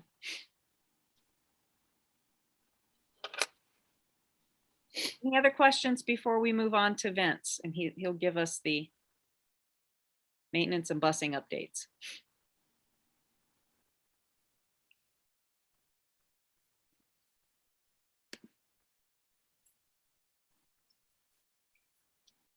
Okay, Vince. I am pinch hitting for Mike Wheeland, who's visiting family. So I will try to do him proud. I did want to kind of piggyback off what we just talked about, though, in terms of the social motion. The question here was a great question, Katie. One of the things that we have seen on an equity side is not misbehavior at school near half a day. It's kids struggling at home with some depression and anxiety. And we've had a little bit of an uptick on, you have the cybersecurity system I've talked about. And we've had a little bit of an uptick of kids kind of musing and struggling a little bit. We're able to reach out to them quickly, which is good. But I do think having them in close proximity to staff to support them will be really helpful. And I got a good piece of good news today. And as we transition, we have that partnership with Youth in Need. They're our St. Louis County Children's Service partner. And we have an excellent therapist at the high school, middle school, well, throughout the district, but high school, middle school is particularly strong. And because of the strong work and a strong partnership, she's going to be working through the summer with our students on campus, which in all previous years with Youth in Need, they basically shut down services in the summer, and for kids who need counseling, they have to go to their office in Creve Coeur. But she's going to be able to provide services throughout the summer on campus here, which is going to be huge, especially as we transition into maybe possibly tier 1 and into the summer. So that's really great news, and we're excited about that. So, so I'm gonna talk about Mike's classroom reconfiguration, sanitation, and transportation, which has been talked about a few times already. So this is a memo that's in the board docs, and I'll use it to kind of guide my discussion today. So in classroom configuration, there's three main topics. How are we laying out the classrooms? And the B&G staff has been doing this for several weeks, and so is Roxana with her tape measure. And it's like a giant Rubik's Cube trying to figure out, and Mike and Kevin, I mean, I'm terrible visually, so it's a good thing I wasn't doing it, but they've really been creative about how do we create space now that we have 3 feet, but how do we do it in a way that creates still pretty good learning environments and builds in this new kind of mitigating measures. So they have walked every classroom, every instructional space to kind of redesign furniture. So that's one thing that they've done in preparation for a tier 1 return. Second thing is SM Wilson yesterday and today is walking through with our B&G staff to kind of assess additional plexiglass needs, particularly in common areas, particularly in the cafeteria space for the high school, middle school. So after they get done doing an assessment on plexiglass needs, step 3 will be to order and install those prior to a tier 1 return to school. So those are the 3 things around classroom and common space reconfiguration. Second topic is sanitation. So if the students are here all day, they will still make a concerted effort, and they will regularly build into the routine to do the electrostatic spraying at least twice a day, kind of a midday spray and an end of the day spray, so that these spaces are clean. In addition to that, they will continue to look at the common areas, doorknobs, those kind of things, and continually sanitize those throughout the day. There's commitments to both of those, twice a day electrostatic sprayer and continuing disinfectant throughout the day. Third thing for the younger grades, ECC and elementary, they will electrostatic spray the playground equipment in the morning prior to the school day. They won't do it in the evening because the community gets on it. So they're just going to do it in the morning before they kind of open school. And there's a commitment to do that as well. So those are 3 of the sanitizing procedures that they will continue to implement, even if the students are here all day. At the elementary and ECC, they're going to be eating in the classrooms. And so they're going to be gathering trash once the food comes in. And Chris will talk more about the meal preparation in a minute. But once the meals come into the class, the staff there, the instructional staff and their TAs will help gather up the trash, put it in the hallway. B&G staff will come pick up the trash. And there will be supplies in the classroom for the instructional staff to kind of do wipe up spills and to sanitize the instructional spaces so that they can resume learning. So those are the plans around eating in the class. And the thing we talked a lot about already, I've seen it in several presentations, is about the transportation. I mean, they love the Ghostbuster style electrostatic sprayers. Everyone loves, even Roxana's taking a turn. And we do what we need to do when we need to do it. We'll just leave it at that. So they've been terrific about this already, and they've had multiple runs. So they've been doing this. In fact, it'll be less because they won't have as many runs if we go back to tier 1. But they will absolutely electrostatic spray at the end of every single run. They're still committed to do that. And there's still sanitizers in every bus. Prom kids that use them. Masks are required. All the mitigating measures will still be fully in place on the bus runs. 46 is double the capacity potentially, but it's still at 66 or 2/3% of total capacity, which is 72, which actually is kind of hard to believe, but it is capacity of 72. So we'll still be at 2/3%. But you've heard several principals already discussed that they're not even at half right now. So we anticipate that not many, if a few maybe, but not all the buses will be at the 46. But the thing that I think that when I talked to the Department of Public Health, they had less concerns about our bus routes because they're so short. Some of the routes for some of our colleagues throughout the county have 35, 40-minute routes. And so they've had to be more thoughtful about how to kind of do that. But we're in pretty good shape. And I think the thing that's, and Cindy talked about it in her presentation, but the way to really minimize, essentially eliminate, but minimize 15 minutes or more, less than 3 feet, is how you load the bus. So the first student gets on the bus in the front, let's say, and you load single seats all the way to the back. And as you start doubling up from the back and work your way back up front. So the student that's on the bus the longest, who's sitting in the first seat, for example, may have a partner for just 2 minutes, and then you would reverse that in the afternoon. That's a strategy that some of the districts have been using to really eliminate or minimize any kind of spread.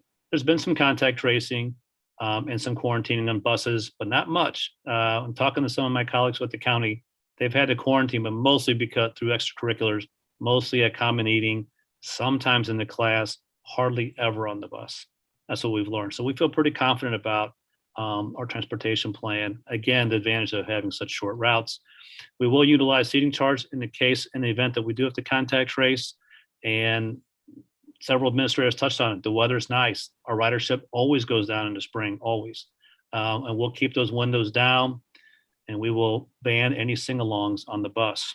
So, so that's a little bit of our transportation plan. We feel pretty confident about it, and our team is tremendous. And I think that they've done a yeoman's work on the double routes, but I think they'll be looking forward to being more available. The other thing that's a kind of a nice benefit in Tier 1 is that they'll be more available to do sanitizing and cleaning because they'll have to be doing fewer bus runs as well. So they'll be more available to support our buildings.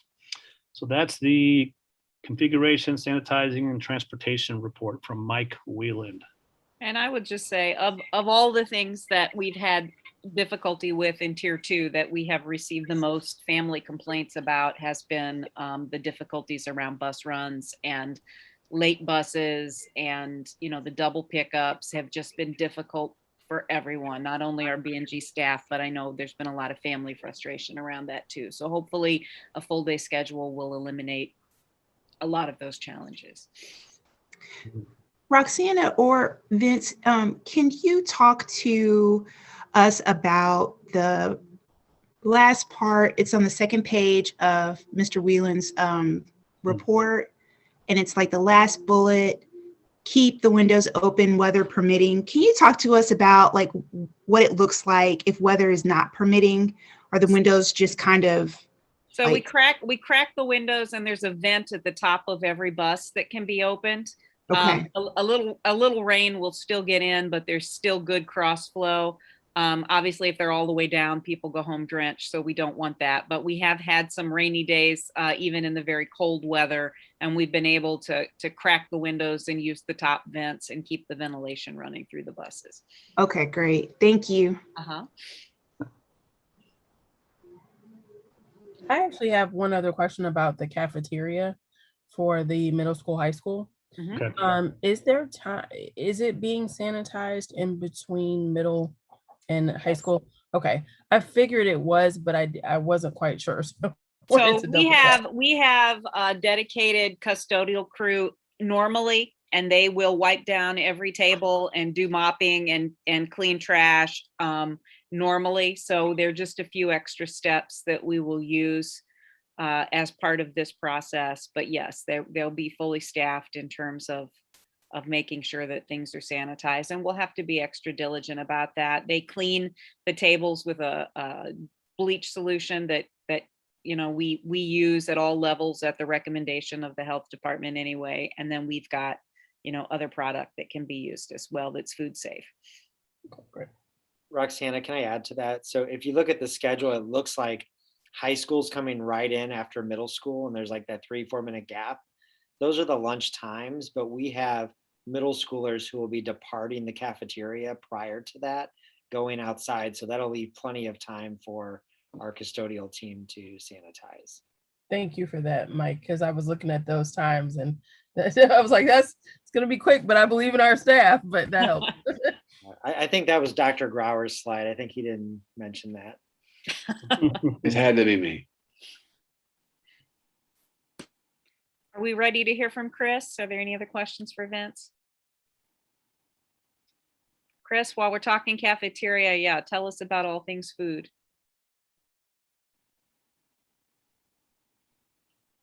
Let me unmute myself. This will be relatively brief because the principals have done a good job of outlining the plans for meal service in either of the classrooms or outside or in the cafeteria, depending on the building.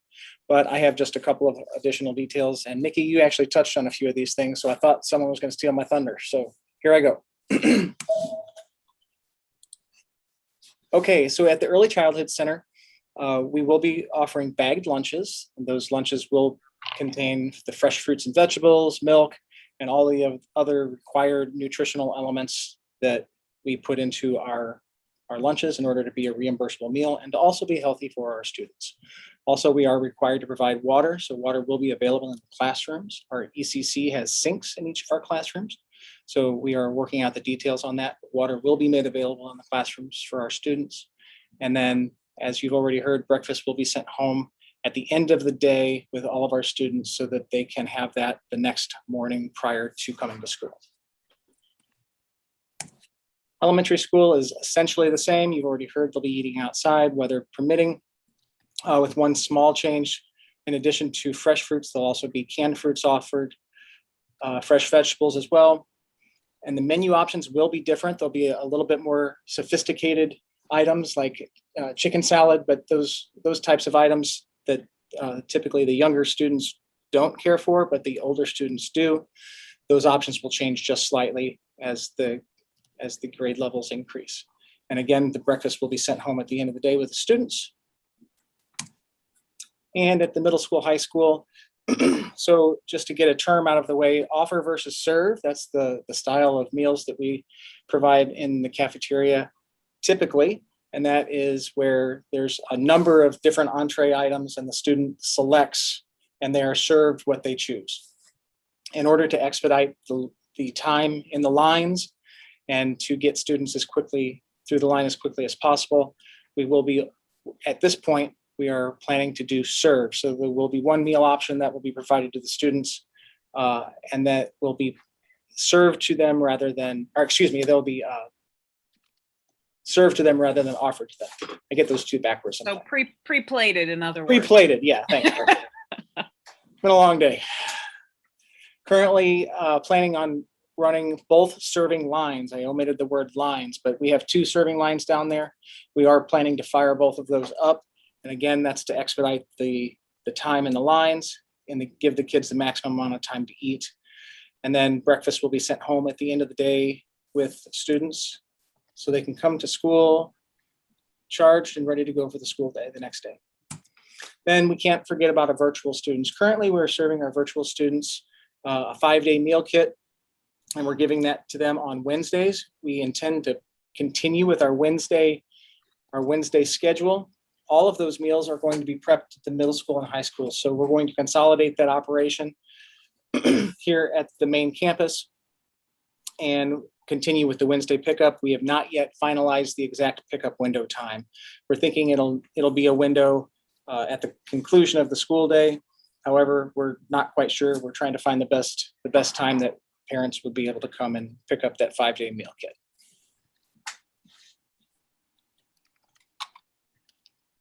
And that is all I have. Questions for Chris?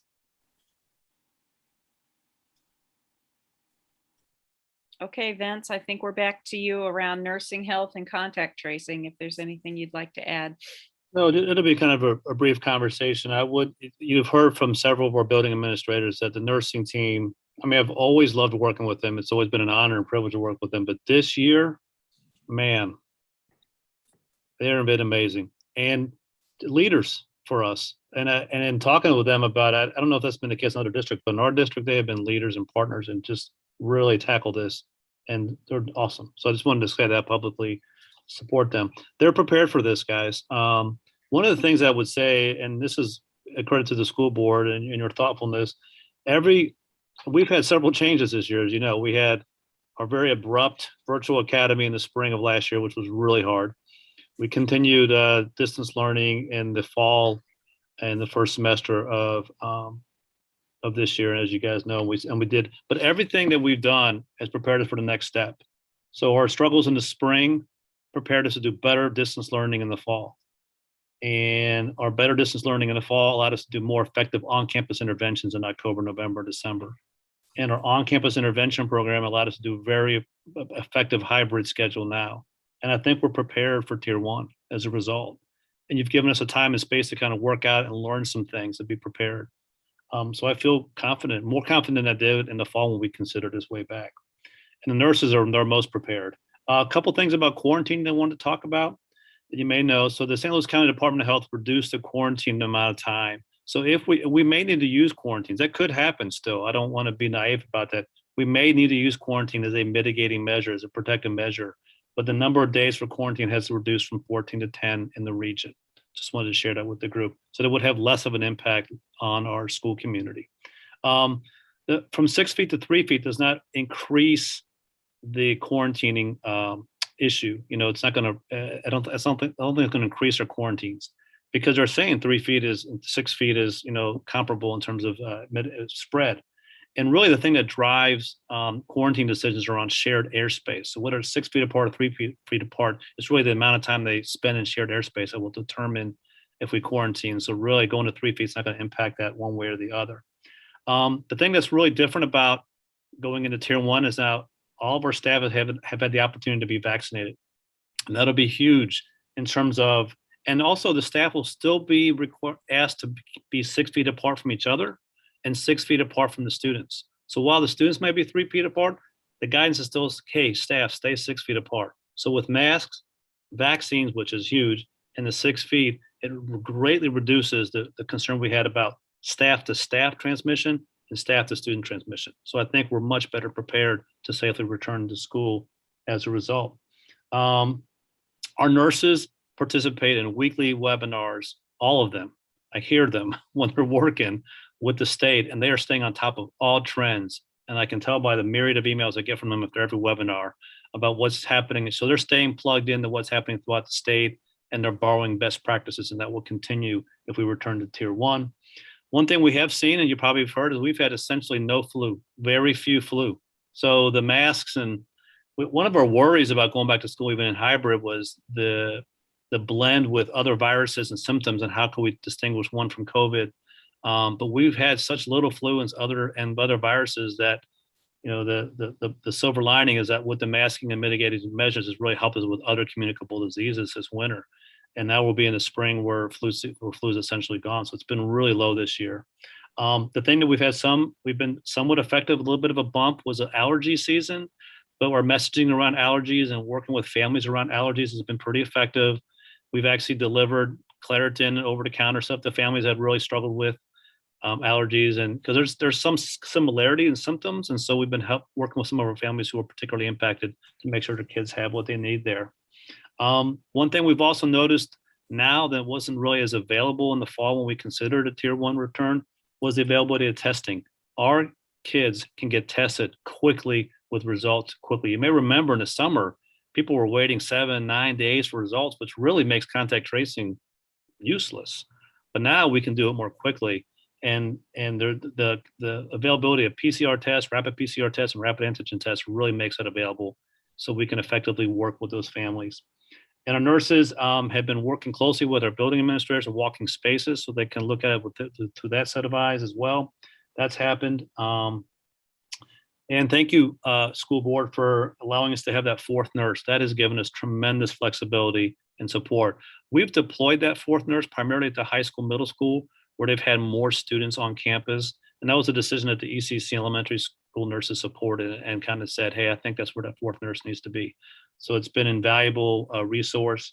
And our contact tracing team, they won't be impacted by a tier 1 return, because in their contact tracing and then following up on people who are absent, I mean, it's just going to be a different flow, because you'll know at the beginning of the day who's absent, but it really won't be a significant difference in terms of how many people they have to call. So they're prepared to continue to work in partnership with our nurses and reaching out to families whose kids are homesick that day. And they've gotten real good. All of our, you know, kind of partners on that team are used to asking the questions, and there's been more shared responsibility about how to get that information to parents. So our team feels confident. If the board decides to go to tier 1, our nursing and our contact tracing team will be ready. Questions for Vince?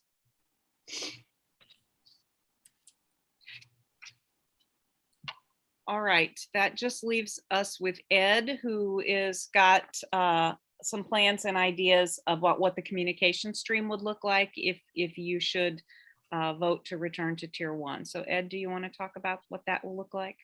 Yes, thank you. The sequence of events for a tier 1 transition announcement will be very similar to the timeline for previous tier notifications. Our families will receive a brief and high-level notice from my office via email. It will be followed very closely by building-specific messages from the principals with a coordinated release time-wise. The goal, as always, is to not overwhelm our families with multiple lengthy messages. So on the evening of a Tier 1 approval by the board, if and when it comes, my department will immediately update the website first with the Tier 1 procedures for each building. The district level announcement will be posted as a news item and on the COVID-19 page under the Parents tab, which I happen to know is the second most clicked on feature on the website. I just got the analytics today. So people are used to, they're trained to go there for major news. And that announcement will touch on the following. Obviously, the effective date for the transition, the definition of Tier 1 instruction, a reminder that Tier 1 operations do not apply to those families who elected the option 2 virtual academy for their students for the full semester, a high-level outline of what are perhaps the most visible changes in Tier 1, those of course being the meal service and transportation and classroom capacity. There will be an emphasis on the continued importance of layers of protection. I'll be reminding folks that we would never have reached this point without everyone's diligent efforts, and by everyone, I mean families and staff. And it will close with a reminder that the building-specific messages will be coming very soon from the principals via their newsletters, ideally the next day. So it's my hope, it's my belief that this approach will give our families the information they need in an easily consumed package. Thank you. That is the end of what we have for you, but we are happy to answer any additional questions that you have.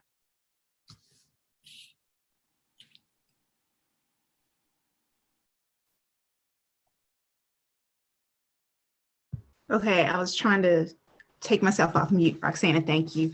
Dr. Hebenstreit mentioned that there was going to be a focus on like helping our SSD students and some other students that were extremely vulnerable to change, working with them so they get what they need.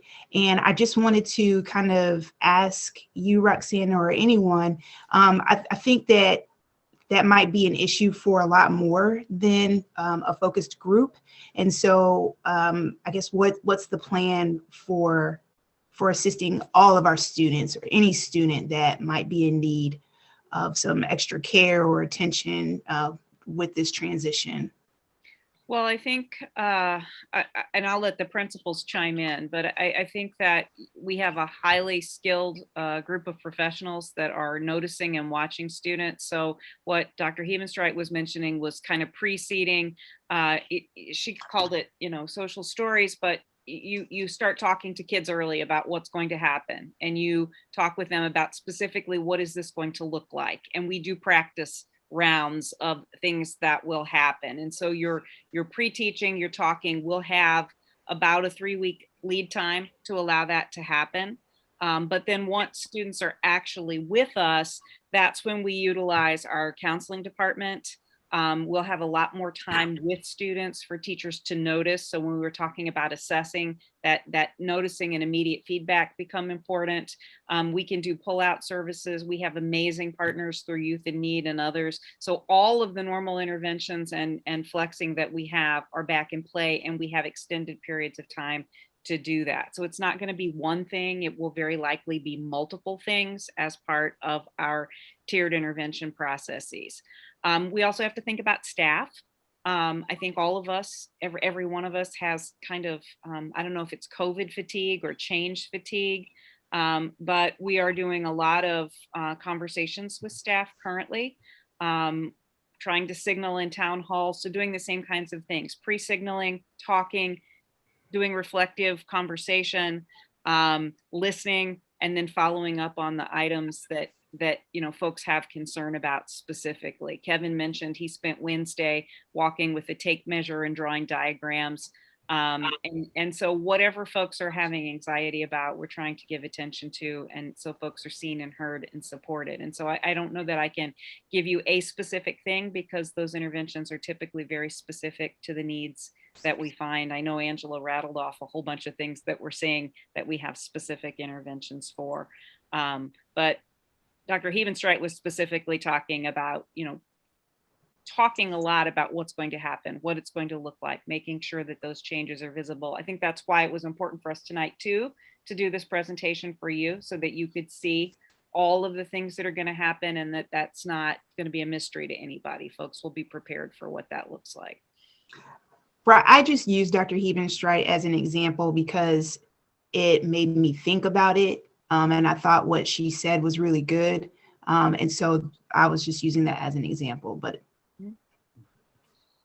something that we did back in January to prep students for a return to campus, we did a lot of videos for broadcast and just had students or had the staff push pause and explain as they needed to along the way and kind of answer those questions at the classroom level. And we invited the teachers to ask us to come in and support in any way that we needed to, and following up with individual students or continuing to answer questions for them as well.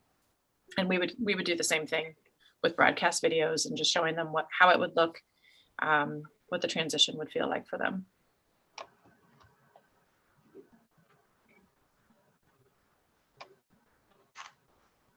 Have there been any concerns raised by the unions or any of the teacher organizing groups?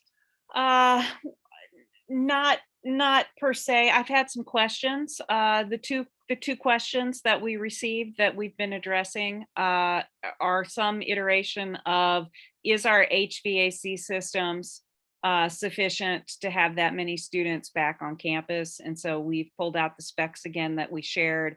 We have brand new units in all of our schools. And so at the middle school, high school, we've got 100% outdoor air return. At the ECC and MRHE, the minimum we can have is 20%, but we've got them turned way up. So there's a high level of outdoor air return as well. So we answered that question. I think folks should feel very confident that the indoor air quality will be good. The second question that we've received, that we've heard in various iterations from teachers, is about logistics of how do we get 3 feet. And so that's why we've been walking the buildings with, trying to draw diagrams. And we've identified a couple spaces and a couple classes, usually study halls, that are just too large for that space. So we'll have to move their location for an hour. So a lot of questions about, what is this going to look like for me? How will this work with, the rhythm that I'm into right now? And Kevin, I think, mentioned the fact that, anytime there's change, there are folks who are like, well, I just got used to tier 2. I just am starting to feel confident in tier 2, and now we have to make another change, and how is that going to go? So those are kind of the 3 areas that I would say I have received comments, feedback, questions. Roxanne, I have a quick question too. Part of what you just said reminded me. In Whelan's report, it talked about certain areas where they're going to order more plexiglass. Huh? Is it anticipated that will be in before April 26th?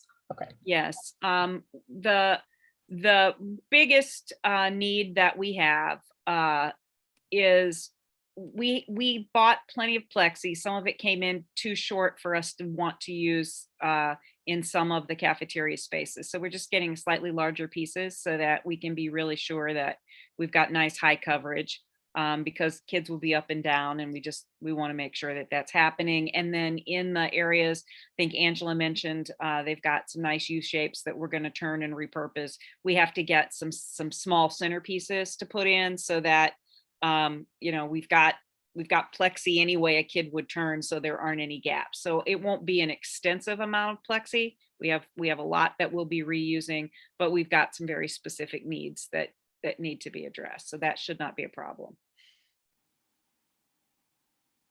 Thank you for asking that.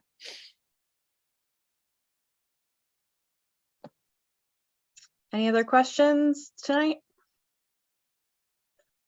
thank you all. I appreciate you. Yeah. We'll This is have very the thorough. opportunity. Thank you.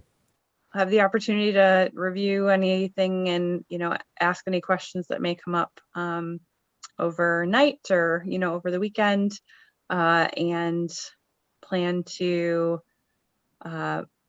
actually vote on the plan that's been presented on Monday evening. All right. If there isn't any other business, I would entertain a motion. Move to adjourn. Thanks, Nikki. Second. Thank you, Francis. All those in favor say aye. Aye. Aye. Get some rest, team. Thank Thank you you, very everyone. much. Have a good Bye, y'all. weekend. Good night. Thanks, everybody.